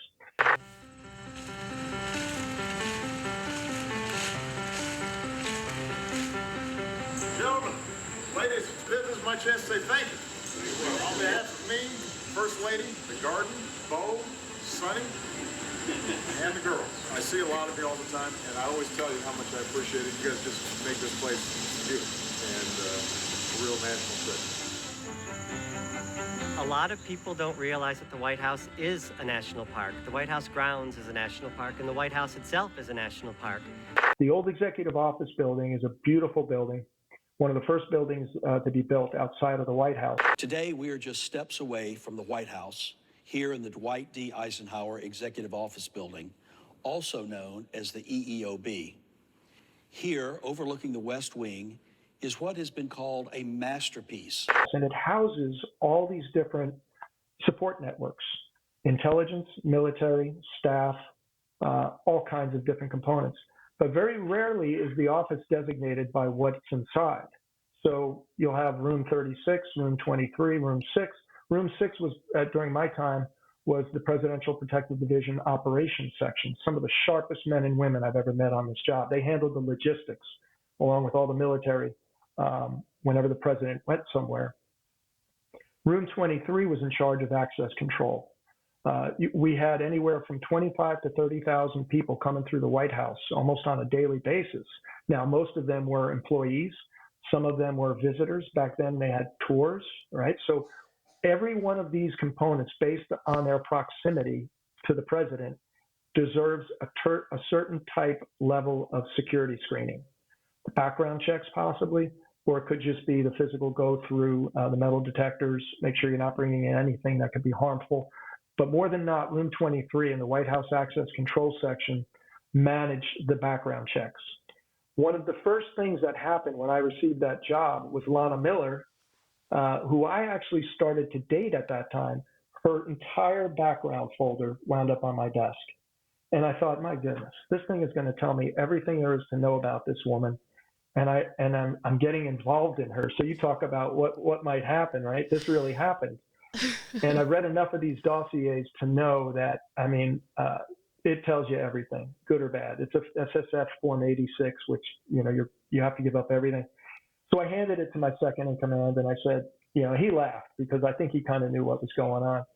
And he reviewed it, and he just gave it back to me for a signature. But I would get everybody's background, like from Andy Card on down to the guy pushing the mop in the hallway.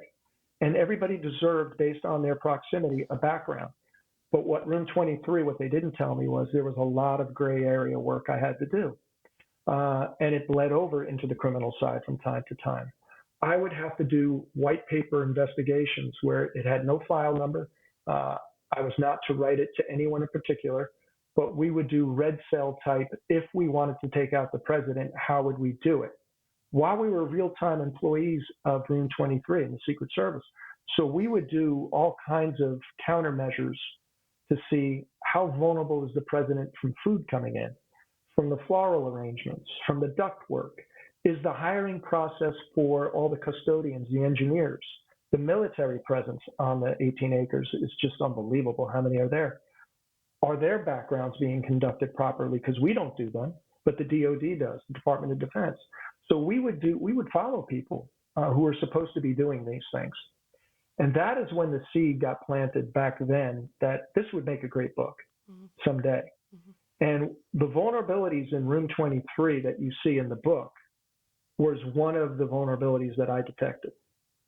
And it's since been mitigated. So if anyone's out there saying, oh, well, this is a how-to book on how to penetrate the White House, no, this is going back to that time where we didn't necessarily have enough things put in place for the threat that's eventually put in the Room 23, the book. And I don't want to give that up because that would be a spoiler alert.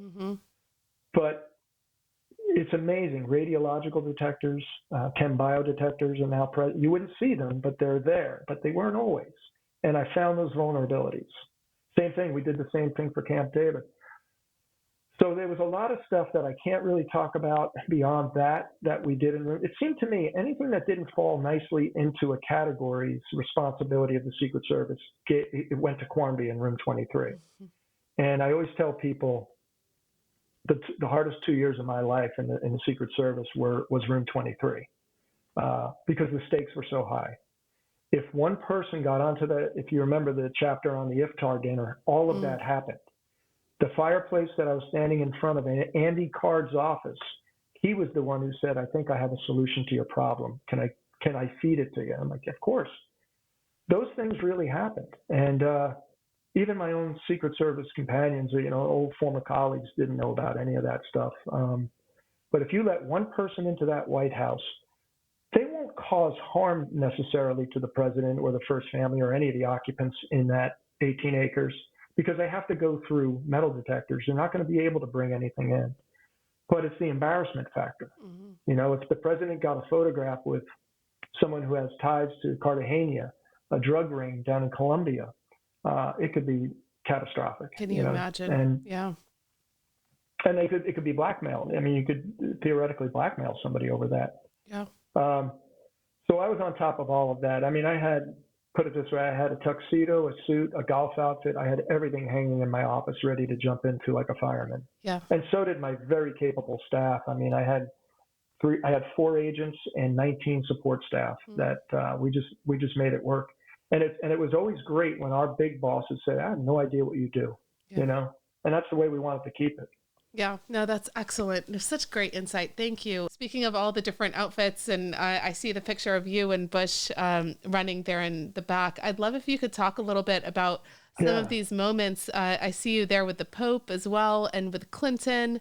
I mean, what a remarkable career, and to have really been at these moments of diplomacy at its finest. But I love that picture. Yeah. Look at Bush running ahead of you. It's like you can hardly keep up with him. Yeah, everybody says that. If I don't know how good the angle is, but if you look at it, it does look like I'm huffing and puffing. And so the deal with President Bush, the man back in the day could run, right? And then his knees kind of got the better of him, and he went into mountain biking because he had his ranch in Crawford, Texas. So all of a sudden, we had to train our personnel. We had to send them away to Trek. Believe it or not, Trek, the bike company, had a training program. But agents were still falling over and breaking collarbones and things like that. But I was gone before the biking stuff happened. But I was there for all the running. And I would practice, much like John Quinlan in the book does. You would have to run. And, it drew some weird stares in the gym in the old executive office building when I'd be running with a gun belt my gun, my baton, and my handcuffs, because I'm trying to run at least almost no more than what was necessary, 3 miles in less than 7 minutes each mile, just trying to do that every day. And then I wound up traveling a lot because not a lot of the agents could keep up with him. You know, some could, but logistically speaking, if the president goes anywhere, this particular president, Bush, was going to run somewhere. That was his idea of stress relief. So they had to send agents on each of these trips that the boss knew, you know, my particular boss, the shift leader, so to speak, knew would be able to keep up with him. And it grew and grew smaller and smaller because his pace was picking up. So I always made a lot of the trips back in the day I could run, and not so much anymore. But I made a lot of those trips. And when you do that, you do get a little more FaceTime with the protectee, with the president, right? And we would trade jabs. He mainly would hit me with jabs. And I just remember, and he ran in extremes. I don't know what the deal was with that. He would wait till it was 1 p.m. On July in Texas to run, so the heat would be over 100 degrees. Then he would wait to run at Camp David when the snow was coming down horizontal. And I remember he was doing the run at Camp David, and it was freezing out. And it got to the point where he was hitting me and the military aide, Marine, and he was just trading jabs. We're going to go around one more time. We're going to go around one more time. And he far surpassed the 3 mile. And he did it one more time. He said that to me. And I said, well, you know, Mr. President, if we go around one more time, I won't have to work out this afternoon. And he stopped. And I thought, oh boy, I overstepped. The military aide looked at me like, are you insane? You know? And he just slapped me on the back and said, you're a badass, Q. He called me Q, but he said, you're a badass, Q. And I thought, oh my God, I thought maybe I had overstepped, you know. But you could tell the pace he kept by world events the next day, based on the pace he kept. So if we were going really hot and heavy, I mean, he was fighting a war on 2 fronts at that point. Politics aside, that was the facts. And if something was going to happen the next day, I can always tell based on the pace he kept the night before or the day before. Wow. So. Yeah. Wow. What interesting perspective you have on that. You were just talking about like how he was super fit and everything. Do you remember when an Iraqi reporter on that Iraq trip threw a shoe at him and he just dodged that? Like, I was like, go Bush. Yeah. The agreement lays out a framework for the withdrawal of American forces in Iraq, a withdrawal that is possible because of the success of the surge.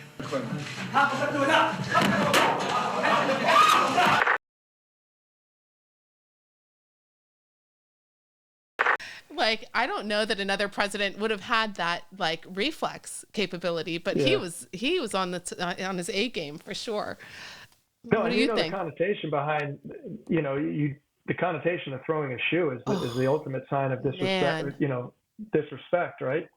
I wasn't there. I was ironically, I was at the house wherever, probably living in Virginia at the time when that happened, and saw that. And the first thing I could think of was, who is the site agent?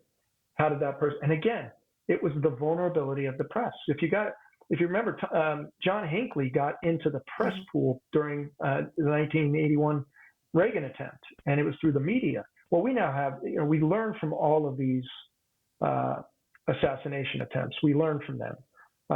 So now we put agents in the press. Again, you're overseas, right? The bar gets raised even higher because now you're counting on your overseas counterparts to know who belongs in the press and who doesn't. You can't just put a Secret Service agent in the foreign press and have him expect to know who's who. You know, it's all based on credentials. But I do remember that, and he did move very quickly. But I mean, the man worked out. You know, you saw him run, but he also lifted in the gym. You know, he played baseball at Yale, I believe, right? So he always had that athletic bent about him. And he always was a pleasure to work. But, you know, so was President Clinton. I caught the last 2 years of President Clinton. And just different administrations, obviously, different philosophies. I would be remiss if I didn't ask about what Clinton was like. I mean, certainly a very charismatic president. But, you know, what, like, did you guys pick up on a womanizing feature? Like, you know, do you stay out of it? Like, not my business. Like, you know, what's going through a Secret Service agent's mind when they see him kind of do a double take or something? Or any, not necessarily, not to single out Clinton, okay, but yeah, I mean, any leader, let's put it that way, any leader. No, I mean, you know, this seems like a real easy way for me to get out of a question like this, but you are really focused. You are so focused on what's now. I will tell you this. This is a funny story. I was driving the limo one day out of the White House with the President Clinton, and Mrs. Clinton in the back seat of the car. Don't know where we were going, but I was part of the transportation section for 2 years of my time on the President's detail. That's anything from driving the President's limo to doing the motorcade advances, right? So that day I drew short straw, whatever the case may be, and I was driving the limo. And he, for whatever reason, would always come out of the house. I think it was a weekend, so he'd come out of the White House with like a cup of coffee, always filled to the brim. So now if the pressure's not on, you're driving the president, he's got a hot cup of coffee filled to the brim.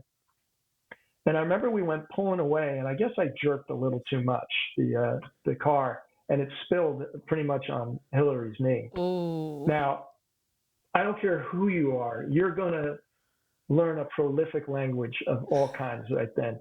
And I was looking in the rearview mirror while Mrs. Clinton was offering some very stern advice to Bill Clinton. And he was just looking away laughing. At, you know, it's just, but, you know, I noticed something like that because I caused the problem. But when you're driving the limo or whatever, like the detail leader is in the right front seat. He's focused on his mission. If the president's doing things, now I will tell you another time, I don't pick up on it, but I will tell you another time, like a different story with President Bush and First Lady Laura Bush in Rome. Again, I'm driving the limo. And I don't know exactly what was going on, but I heard Mrs. Bush say to President Bush, boy, that woman over there must remind you a lot of me because you sure are paying attention to her. And I didn't know what he was looking at, but just like you hear that kind of banter.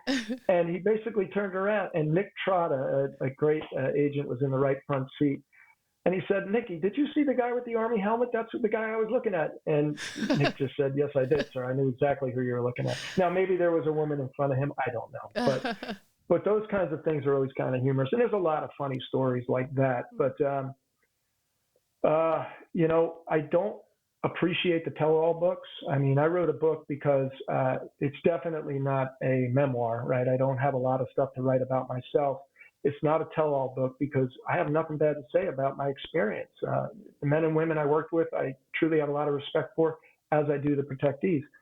I don't think writing books that are tell-all, that may or may not be true, help the agents that are still trying to do the mission. Because the first thing the president's going to do, he may not read that book, but he's certainly going to be advised that such a book exists or it existed from your predecessor.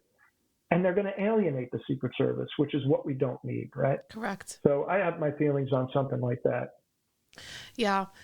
Well, would you be able to share a story that really bonded you with the other agents? Because you guys are like, you know, working in a function, but everyone has such a surgical operation that they're responsible for. There's always like that one story where like all the agents are like, remember the day when, oh my God, and it's like that adrenaline rush or something of a moment. What's one that really comes to mind for you that you'll always remember favorably those that you served with? I would say there's a lot of good stories in the book that, you know, were, you know, you paid to do these, you know, you're paid to put yourself in harm's way sometimes. And I cover some of those stories in the book, and they are fine. But I will say, as a younger agent in New York City, it would have been about, it was the, I don't know, it was an anniversary of the United Nations, and they gave me this entire financial district down in Wall Street. It's no longer there anymore because of 9/11. But I had somewhere like 250 foreign heads of state and the president at my site. And I was not I had not gotten to the president's detail. I'd only been on the job about 6 years. So 6 years is, you're not brand new, but you certainly are newer. You have not had the experiences that other agents have had. And I just remember we worked this financial center visit for months on end, almost a year ahead of it, because we were going to have every world leader with a grain of salt, right, in one place. And I was in charge of the security. And it was backbreaking. It was long days, very, very, very brief nights. And I just remember everybody coming out of the woodwork, folks I didn't even know, right? We're a relatively small agency, but we're personified by the certain pins that we were wearing that day and some familiarity. And I just remember everyone helping out with immense, gratitude. Some stayed late, some helped me along, ways that, and that kind of philosophy, there'll always be those types of people in the world that want to blow out your flame to make theirs shine brighter. I know that's corny. I don't see that in the Secret Service, because if one person fails, the whole mission fails. Look what's going on in the aftermath of Butler, Pennsylvania. Yes. And there was another event I can't really speak too much about when we were in New Delhi, India, which I was doing the motorcade advances. And another fellow stepped right in to basically pick up on something that could have developed into a huge problem. I will tell you this. There was a time we were in England, and I was driving the limo, and one of our personnel slipped in the shower, of all things, and had a gusher of a head injury. We took him to the hospital. I stayed with him all night long. He got stitched up, and former Marine, he did not want any anesthesia because he'd be driving the next day. Now, he didn't know that we were changing him out and all that other stuff. But when the doctors found out that we were all part of the security arrangement, and I think it was President Bush, they just dropped what they were doing, and they attended to this guy. And he was just so grateful. And no one would leave. There was about 6 of us.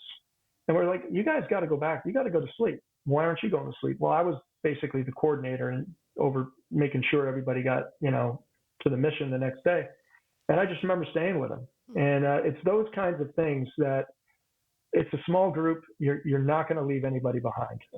You're just not. And again, that was my experience with the Secret Service. Yeah. Yeah, that's great. If possible, I'd like to go back to the question of AI. It was something that I kind of put a marker in to come back and ask you about. With currencies, do you think that printed money is going to become obsolete, and that we're going to move more into the only way to protect against counterfeiting, because it will get so good, is that you're going to need blockchain technology to make sure that there's a digital trace of where this originated from, for example? Yeah, I think, well, let me ask you this. When was the last time you had a $100 bill on you? It's been a while. I mean, they're almost obsolete here in the United States, but where are they going? They're going overseas, the $100 bills, for whatever reason, the nefarious activity, or just Americans just generally don't carry cash in general, certainly not 100s. We predominantly carry 5s and 10s. So I think you're going to see denomination notes whittle away. Yes. And I think everything I have, almost every transaction I do goes on my credit card because it's underwritten by a bank that sponsors with American Airlines. So I'm getting miles for that, right? But I mean, everything from the $1.99 soda to the cable bill that I have to pay, all of that, and whatever. Even trying to pay my taxes, there are times where I might go ahead and suck up the actual 4% just to get the miles and use my credit card.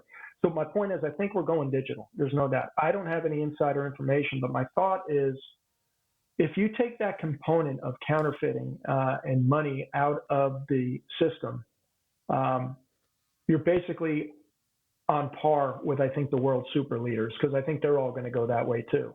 The G7 countries. I think they're trying to get away from a currency. I think right now it's a sense of pride. It's the pound in Great Britain, right? Remember when they went to they went to the euro.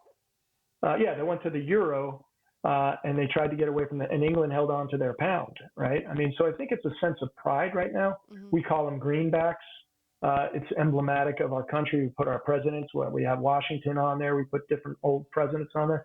But I think practically speaking, you're going to get to, and I don't know a lot about Bitcoin, not enough for me to speak intelligently about it, but I know that given the certain type of management, and will it be under the Treasury, most likely, given the right oversight, that might be the way to go as well.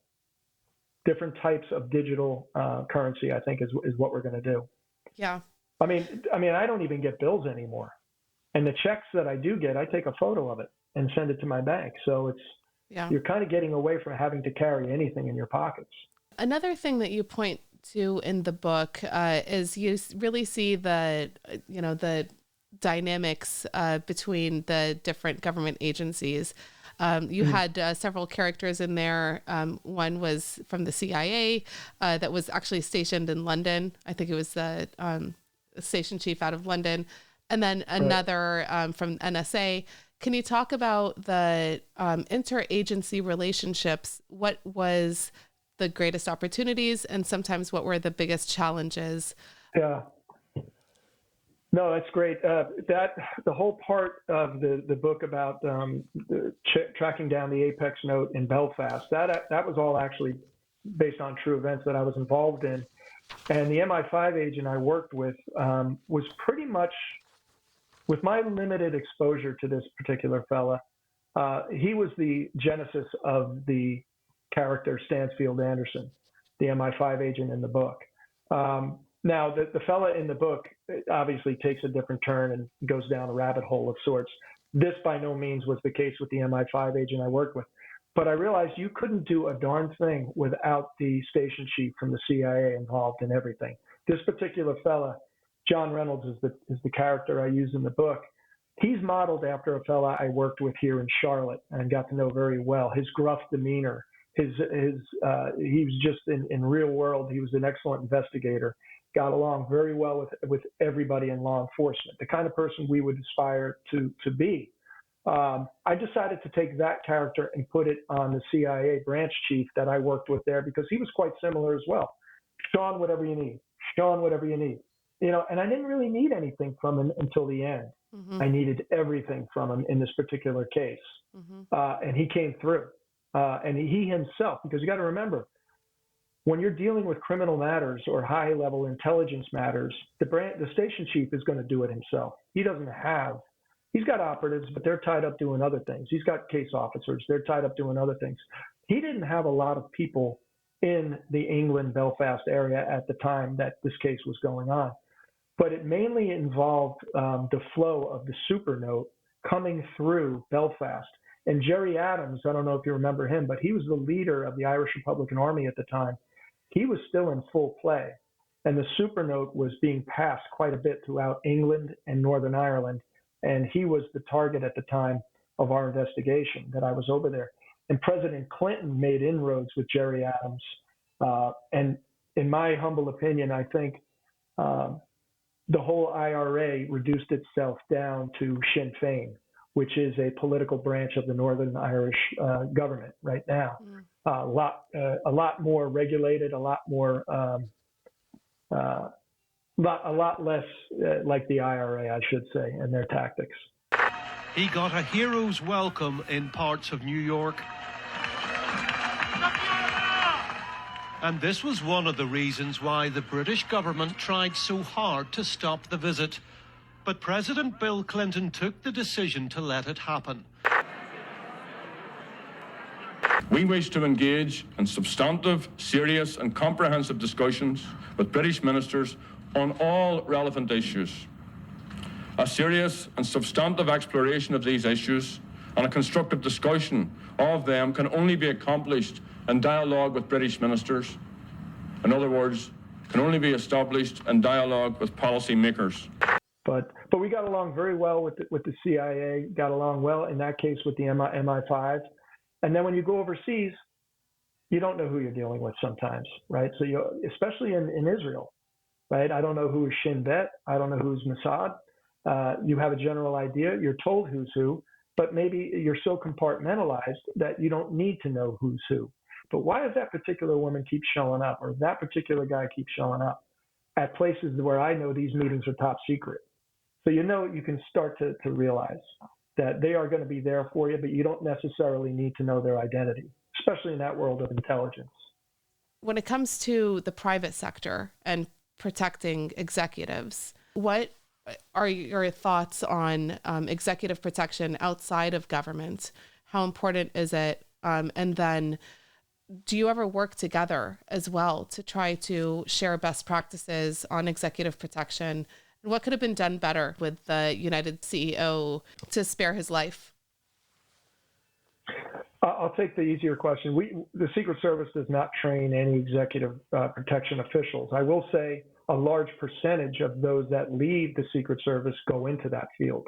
So they themselves are experts in their craft and can do whatever training they want to.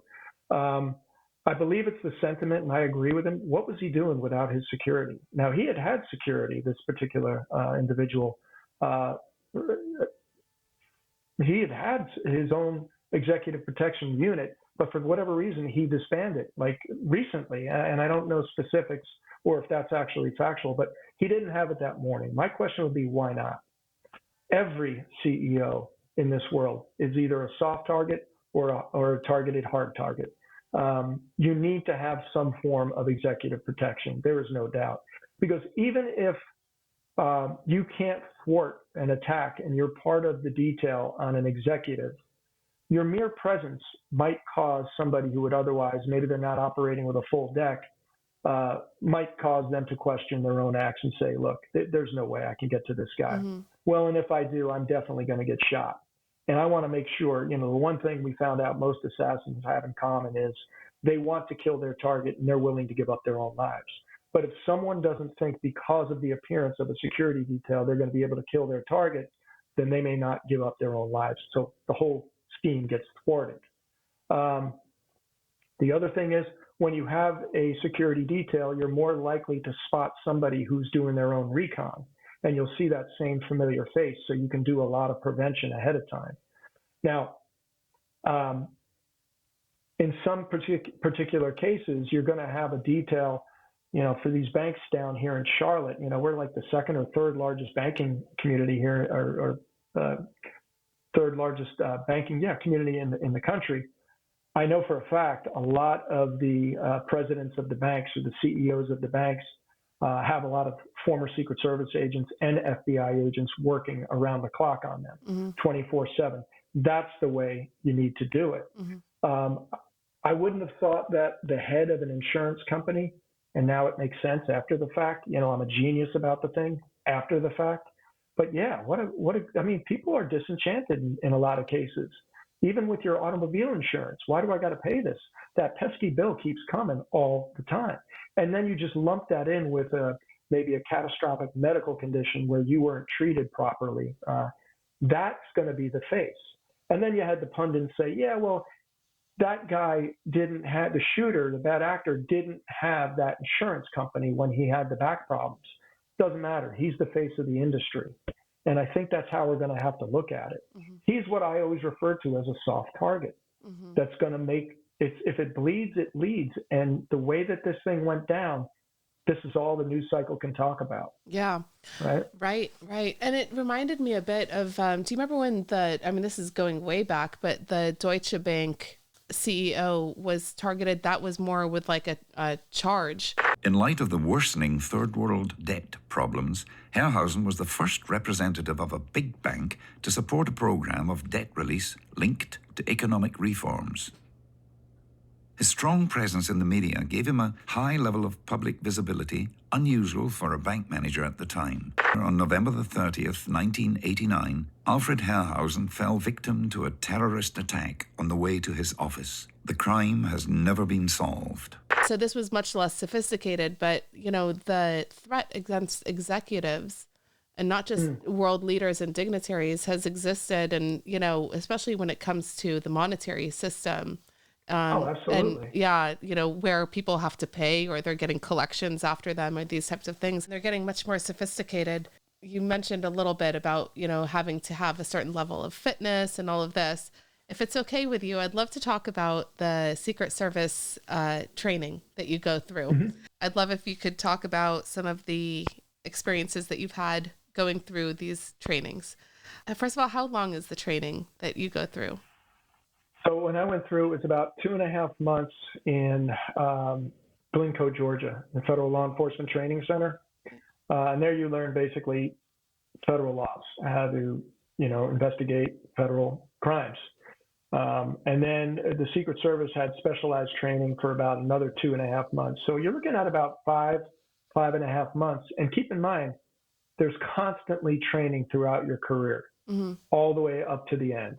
You're constantly being trained in different things, and you're constantly retreading some of the old training, firearms training, physical training, PT, all the time. And you have to qualify a certain amount of times based on your assignment. Interesting. So would a Secret Service agent that is not necessarily going to be guarding the president have to go through, say, like human shielding? No, everybody goes through all of the training. Okay, irregardless. So Interesting. Yeah, so what will happen, every agent goes through the same training. Now, if you get assigned to a protectee, a permanent presidential detail, we call that. Permanent's the wrong name for it, but that's what we call it. It could be an assignment of 5 to 6 years you're on that assignment.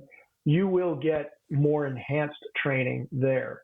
They'll do what they call attack on the protectees or assault on the protectees, AOP drills, just to keep you sharp. The last thing you want is complacency, right? So you will be assigned to work a certain shift protecting the actual president, but you'll also be given a week off perhaps to go train.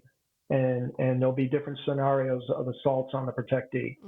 Interesting.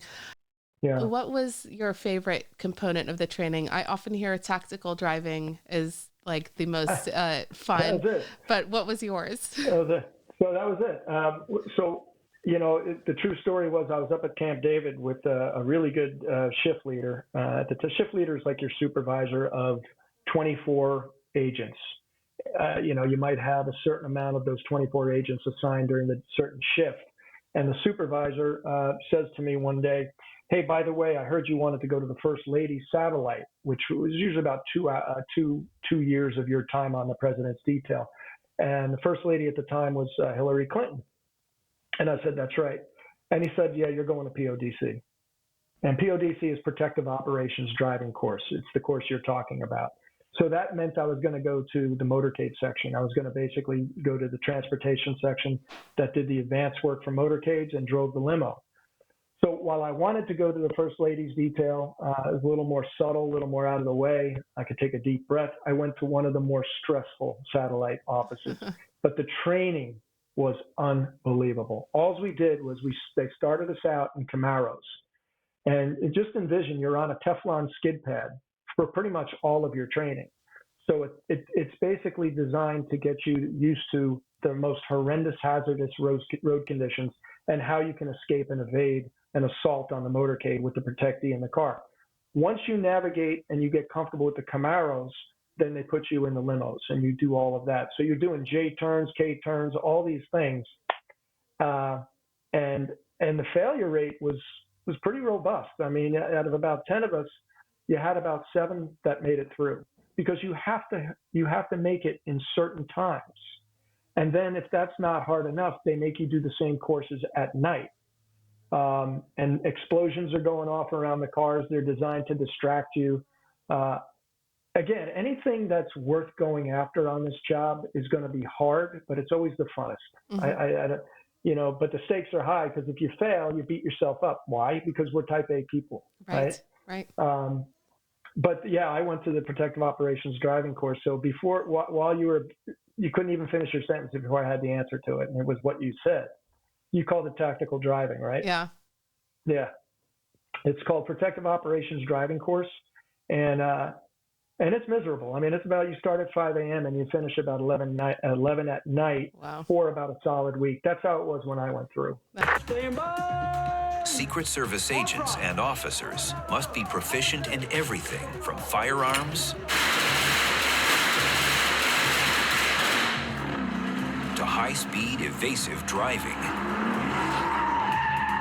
With careful timing, an entire motorcade can reverse direction, even in a narrow street, without coming to rest.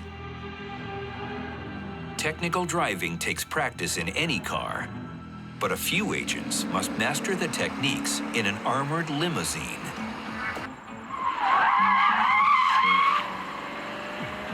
Did you have to learn any form of martial art?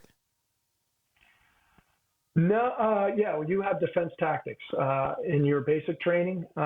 We do defensive tactics, they call it. They don't call it martial arts, but a lot of it does involve Krav Maga. It does involve judo, jiu-jitsu moves, karate, different types of those types of things. But you don't really keep up with that during the course of your training. At least I didn't when I was involved in the Secret Service. And you talked a little about the beast, in quotes. Could you talk about the beast and what experience you had with it? And then it's a very particular driver, right? That's driving the beast. Some people refer to the presidential limo as the beast. I can tell you this right now, I've never driven the beast. It came out as I was long gone from the president's detail, and I was down here in Charlotte. But I can tell you how the name came about. That I was there, I was privy for. We were in the transportation section, operations section was in our headquarters building. And we have a garage in a remote location that houses all of the president's vehicles for in-town movements. So if the president picks up the phone and calls the detail leader and says, "Hey, Don, I want to go to church on Sunday tomorrow. I just want to let you know I'm doing that." Everything else will then fall in place. We'll have the cars brought from the remote location and all that. One night I'm sitting at the operations desk, and my boss, Bob, comes up from downstairs, and they brought by the Beast. Well, it was the Cadillac, the brand new one. They brought it by, and they brought it into a secured facility adjacent to our headquarters.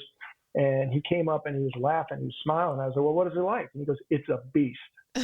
And that was the beginning of that name. Now, he doesn't, he's retired and he's a good friend of mine. He doesn't take credit for it. I go, "But Bob, you remember you and I were there with another fella." And he goes, I know. Let the news have it." But that was the day the beast got coined. He just merely came up and said, "Man, that thing's a beast." And somehow we all started calling it the beast because of that day. And he, for whatever reason, he's a very humble guy. He doesn't want to be the guy who's known as the coining of the beast, I suppose. It really is a beast. It's so fitting for a name. Very tall. Yeah, I mean, I'm about 5'11", and it towers over me. So, and the doors, I've handled the doors. The doors are just very, very heavy.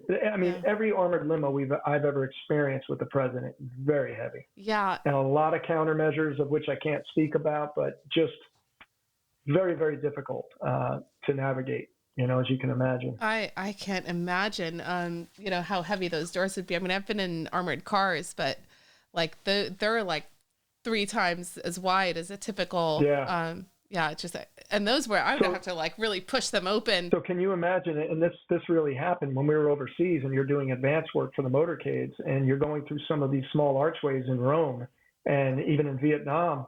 You can't bring the beast. Yes. We call ahead and we're like, "Hey, you got to know the dimensions of all of the vehicles, of all the Cadillacs. You got to get out and measure these things." And it's funny to see the local police like, what are you doing? I'm like, "I got to measure these archways. These aren't for American cars, certainly not the president's." So can you imagine the embarrassment of going up a parking deck? They'll have it shut down and we will own it, let's say in a foreign country. But those parking deck rampways are built for smaller cars. That could change the complete arrival area for the president. We always have to have a covered arrival. We learned that after the Hinckley, the attempt on Reagan. That was no longer, we no longer used uncovered arrivals for our protectees after that. What do you miss the most about the Secret Service? The people. I get that. My closest friends ask me that from time to time. I don't even miss the travel. I don't miss coming home. I used to call it foyer packing, where I'd come home, empty out one bag of laundry in my foyer, go crash somewhere, and it wouldn't even be a full sleep before someone called me from ops saying, "Hey, Sean, I apologize. I know you just got home, but we're sending you back out." I don't even miss that. I miss the people. What I don't miss is the bureaucracy. Some of the things that the higher echelon, the SES community in our agency does, I don't miss that. But I think anybody who says, if they have anything negative to say about their career, it would probably be the higher ups. I'm assuming. But even then, I don't have any raw feelings about that as much as I do, because I never really was in that position. I don't know what it's like to do more with less. And not only that, I mean, I know what it's like to do more with less, but how do you communicate that vertically? You know, I mean, I can do it horizontally. I've said to many of my people at the time, like, we're on a car plane heading to Guam. It breaks down. My answer to all their complaints was, suck it up. I'm right here with you. Let's go find some food, you know? That I get, but I don't know how to tell people under me that, and if I'm not involved in that and not standing right alongside them in those dark, dire situations, how do you tell people that you have to do more with less? You certainly don't say, suck it up. But that's the job of our executive level folks in headquarters. And I didn't always agree with what they had to say or their policies, but I know that I've never been there either. So I couldn't tell you a better way to do it. A lot of times after retirement, people that have led very purpose-driven lives in their careers, like you have, struggle with retirement and what comes next, because, you know, here you go from this action-filled, adrenaline-rushing role to a very quiet retirement at times. And what I've found is that not often, you know, there are times where people may struggle with finding their purpose beyond the service. I was wondering if you have any advice as somebody who's found a new purpose, and, you know, you're still active in teaching, and you've gone on to author a book, hopefully multiple, by the way. I hope it's a series. Thank you. I hope it turns into a movie. That would be awesome. But yeah, you know, could you talk about finding purpose post-retirement? Yeah, I went right through that brick wall, because in law enforcement, you retire at a young age. You're ready to retire from law enforcement. You're not ready to retire from the world. I gave myself at least 6 months. I didn't give myself 6 months. For 6 months, I didn't do much, and I couldn't do it. There was no way. A lot of our folks, they do go for those big money-making executive jobs, so they get pulled right from the Secret Service into these corporate gigs. I knew I always wanted to teach. I almost majored in education instead of criminal justice. I eventually got a master's degree in education when it meant nothing to me. It wasn't going to help me do anything. It was earlier on in my Secret Service career, but I thought at some point I'd like to teach. I'd like to know about what it's like to teach. So I got a degree, a graduate degree. So when I was done, that notion, I forgot about that. I didn't. My wife, as a wisecrack, said, why don't you dust off that master's degree and go teach? Well, I come to find, well, it's a great idea. I needed, you feel a sense of worth taken right out from under you, right? I thought that when I put the period on that last sentence of that paragraph and hand in that report, there is not a soul that can do what I did. There was plenty of people that stepped right in to do it, if not better than me, right? And you find that's the first emotional thing you find out. Holy cow. Then you're out on, and when you're in, you're the best. When you're out, you're a pest, right? So the fellas that want to, and ladies that want to have lunch with you, they're busy. They're not on your time zone. You know, you're trying to say, do I want to play morning golf or afternoon golf? You know, so I needed to go work, and I come to find it's not as easy to work at a college just because of my background.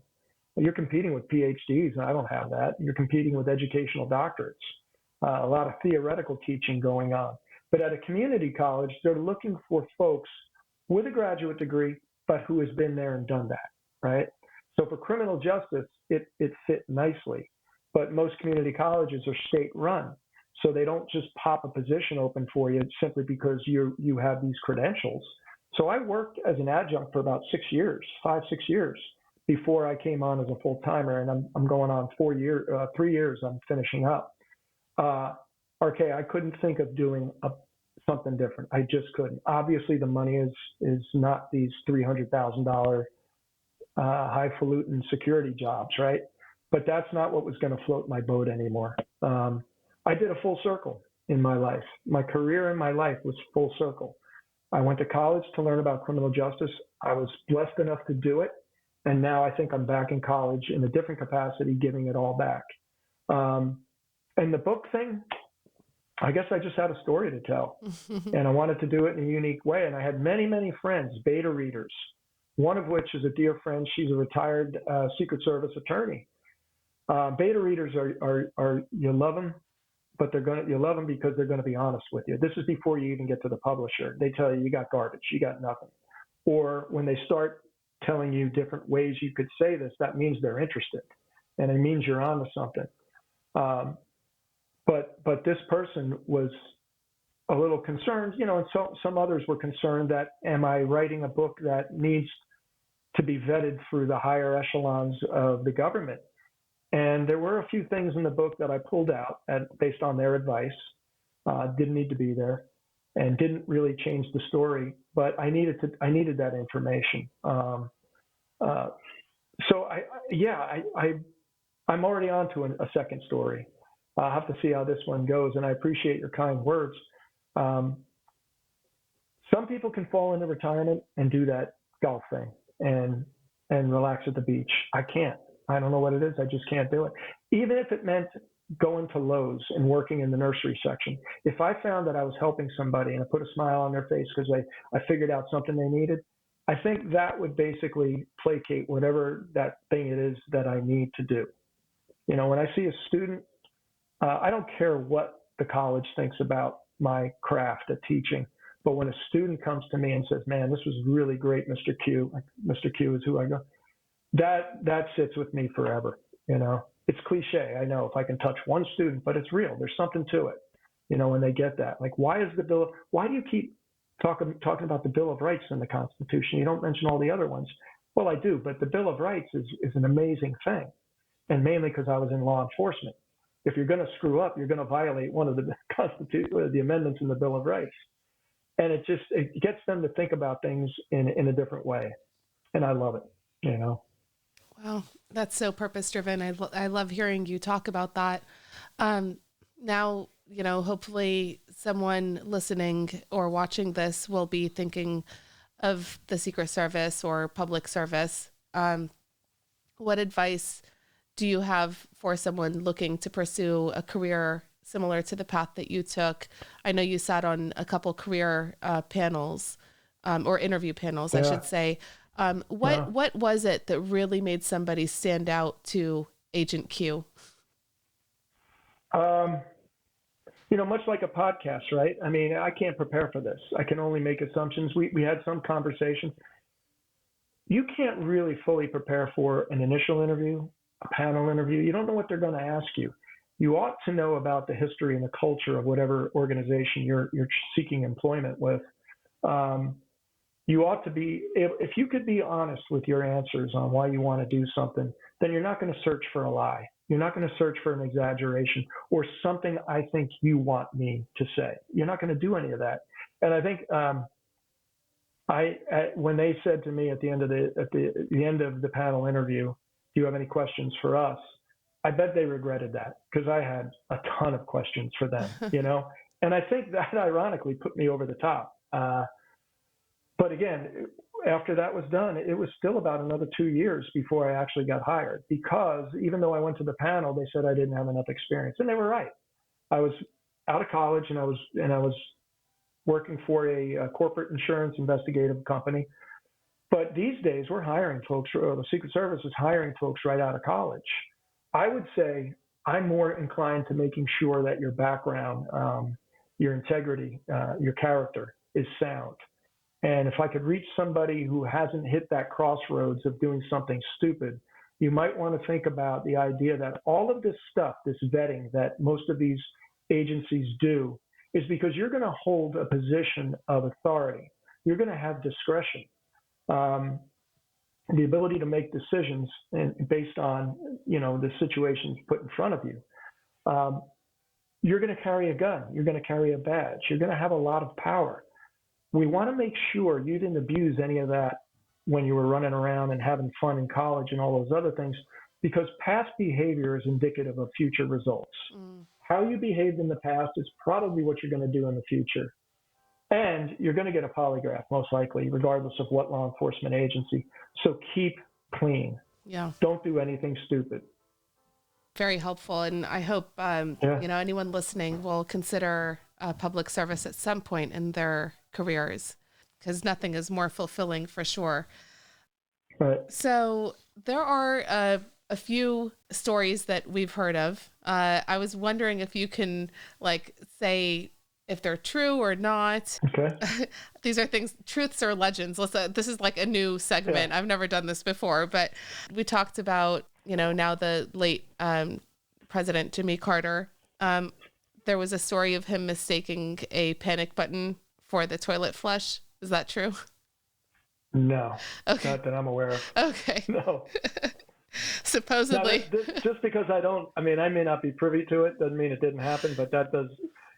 Put it this way, there are no secrets in the Secret Service. I probably would have heard about it, but I have not heard about it. Okay. The story I heard was that he hit the panic button and the Secret Service rushed in, and then he could never really look at them again in the same way again.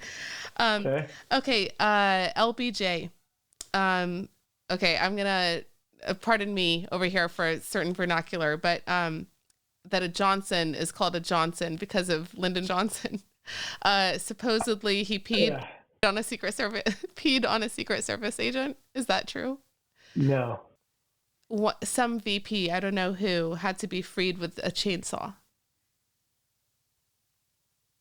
No. Again, no, I've not heard that one. Okay. But you bring up chainsaw, President Bush used to do a lot of brush cutting on Crawford in Waco, Texas. But again, I have never heard of him getting in a bind, and he's the president. So. Have you, are you allowed to say who your favorite president was?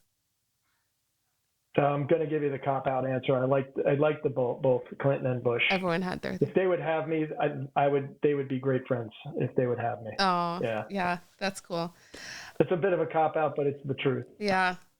Well, yeah, I guess in those situations, but I meant more like in reflection, So for example, we just saw Biden when he was in France, not even think but you know what I'm talking about? Like sometimes presidents could care less about the agents, but some really do appreciate them. I see. Yeah.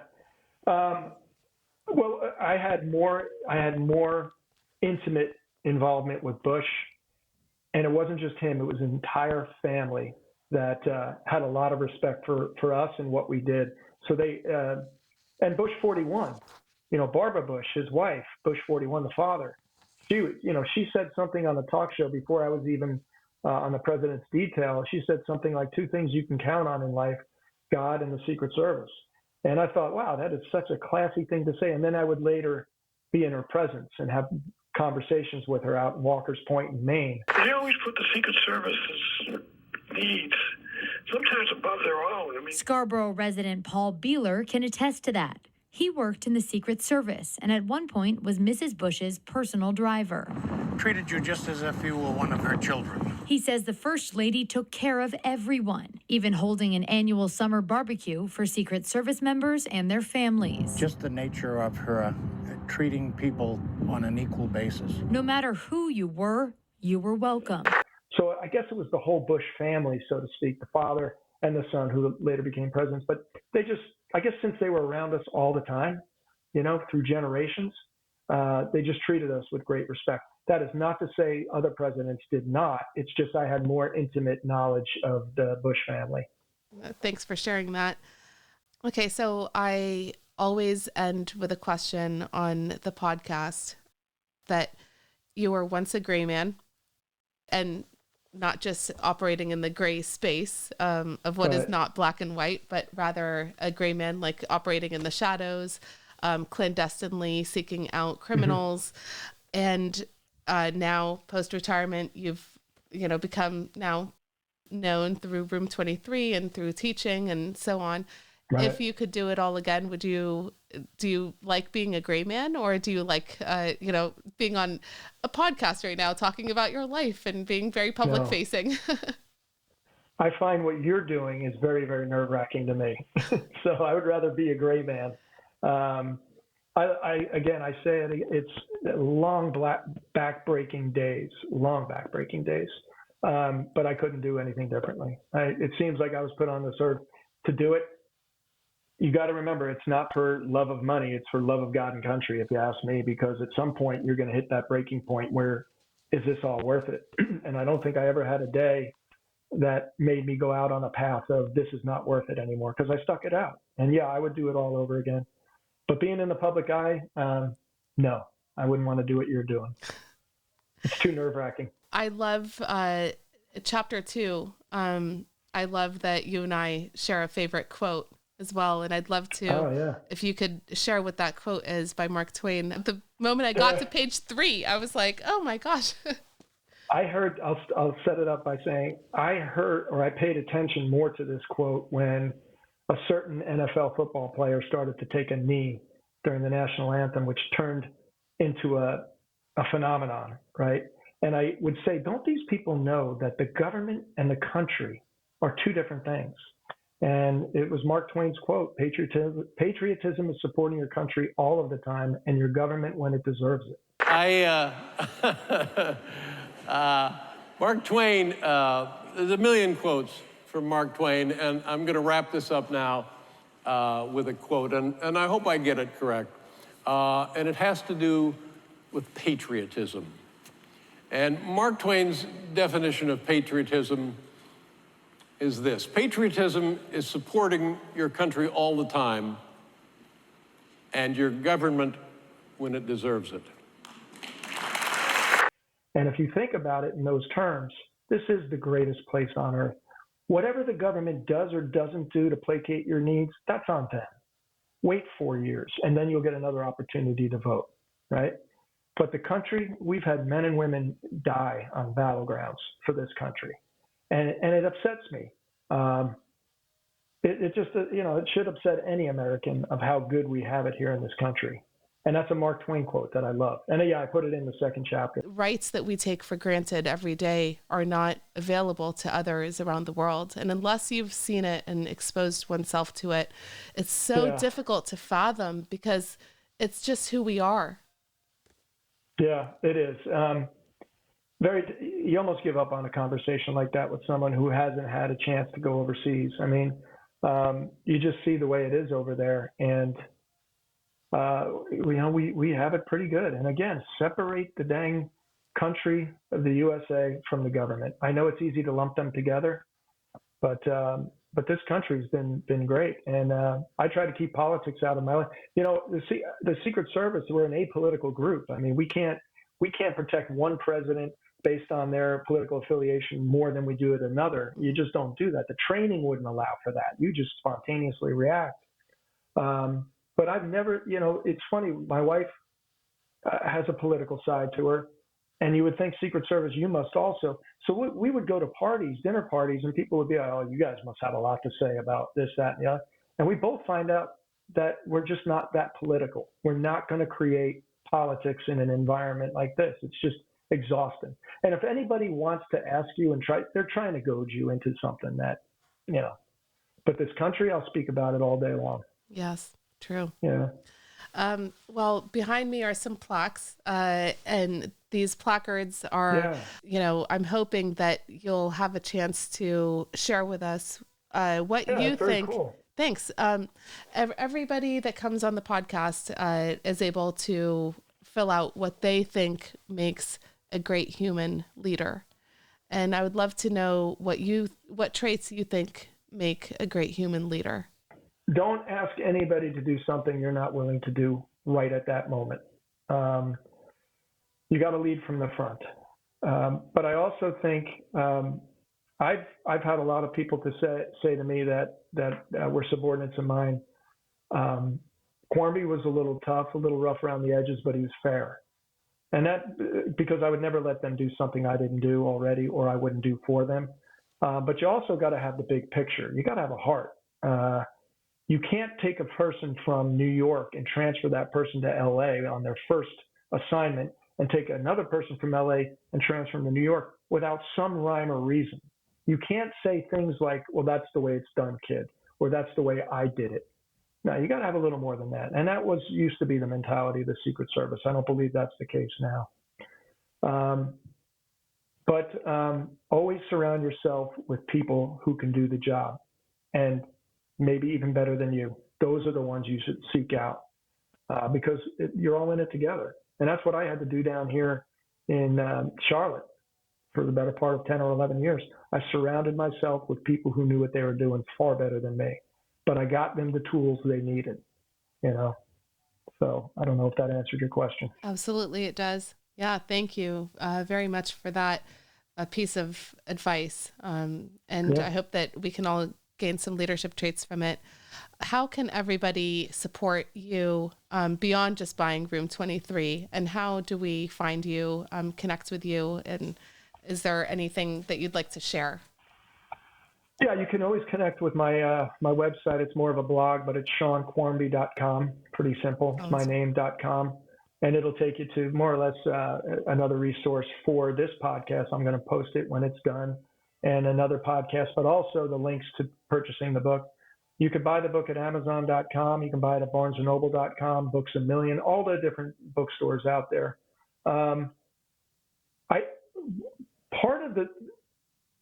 Part of the mystique about these federal law enforcement and intelligence-driven jobs is the recruiting process. No one really knows, and as far as I know, ARCO, the main publisher that writes tutorial books for how to take government exams, they have never put out anything that gives you what it's like to take a polygraph, what it's like to go through a background check. And I decided to take this book and this story and this opportunity to expose people who might be curious. And a lot of that part is factual of what it's like to be recruited into a federal law enforcement agency. So even though, yes, it's a story, it's a fiction, it's a novel, there's a lot of factual information that I went through personally. And many agents have said to me, wow, you brought back a lot of shivers up my spine when you the polygraph, the background, how cold everybody seemed to be on the surface. Well, that was all part of it. They were meant to be cold. They don't want to create any subjectivity. Wink, wink, nudge, nudge. You can't do stuff like that while you're being recruited. Mm-hmm. No news is good news, kid. You got, that kind of stuff. But I can't find a book that ever prepared me for that, So maybe this book might be, or someone who's just curious about what it's like to be a Secret Service agent. And then I think there's a pretty neat story that ties in to my experiences, with bombs, needles, and having guns pointed at me, right? I'll leave it there. I don't want to say too much about all that. Absolutely. The needle was getting stabbed with a needle. That was not pleasant. Well, certainly you do a great job portraying what it was like to be in your shoes. And because of that, I really commend you for a tremendous career. And thank you so much for your service and to keeping our president and our nation safe. Thank you so much, Agent Q. Thanks, RK. I appreciate that very much. Thank you.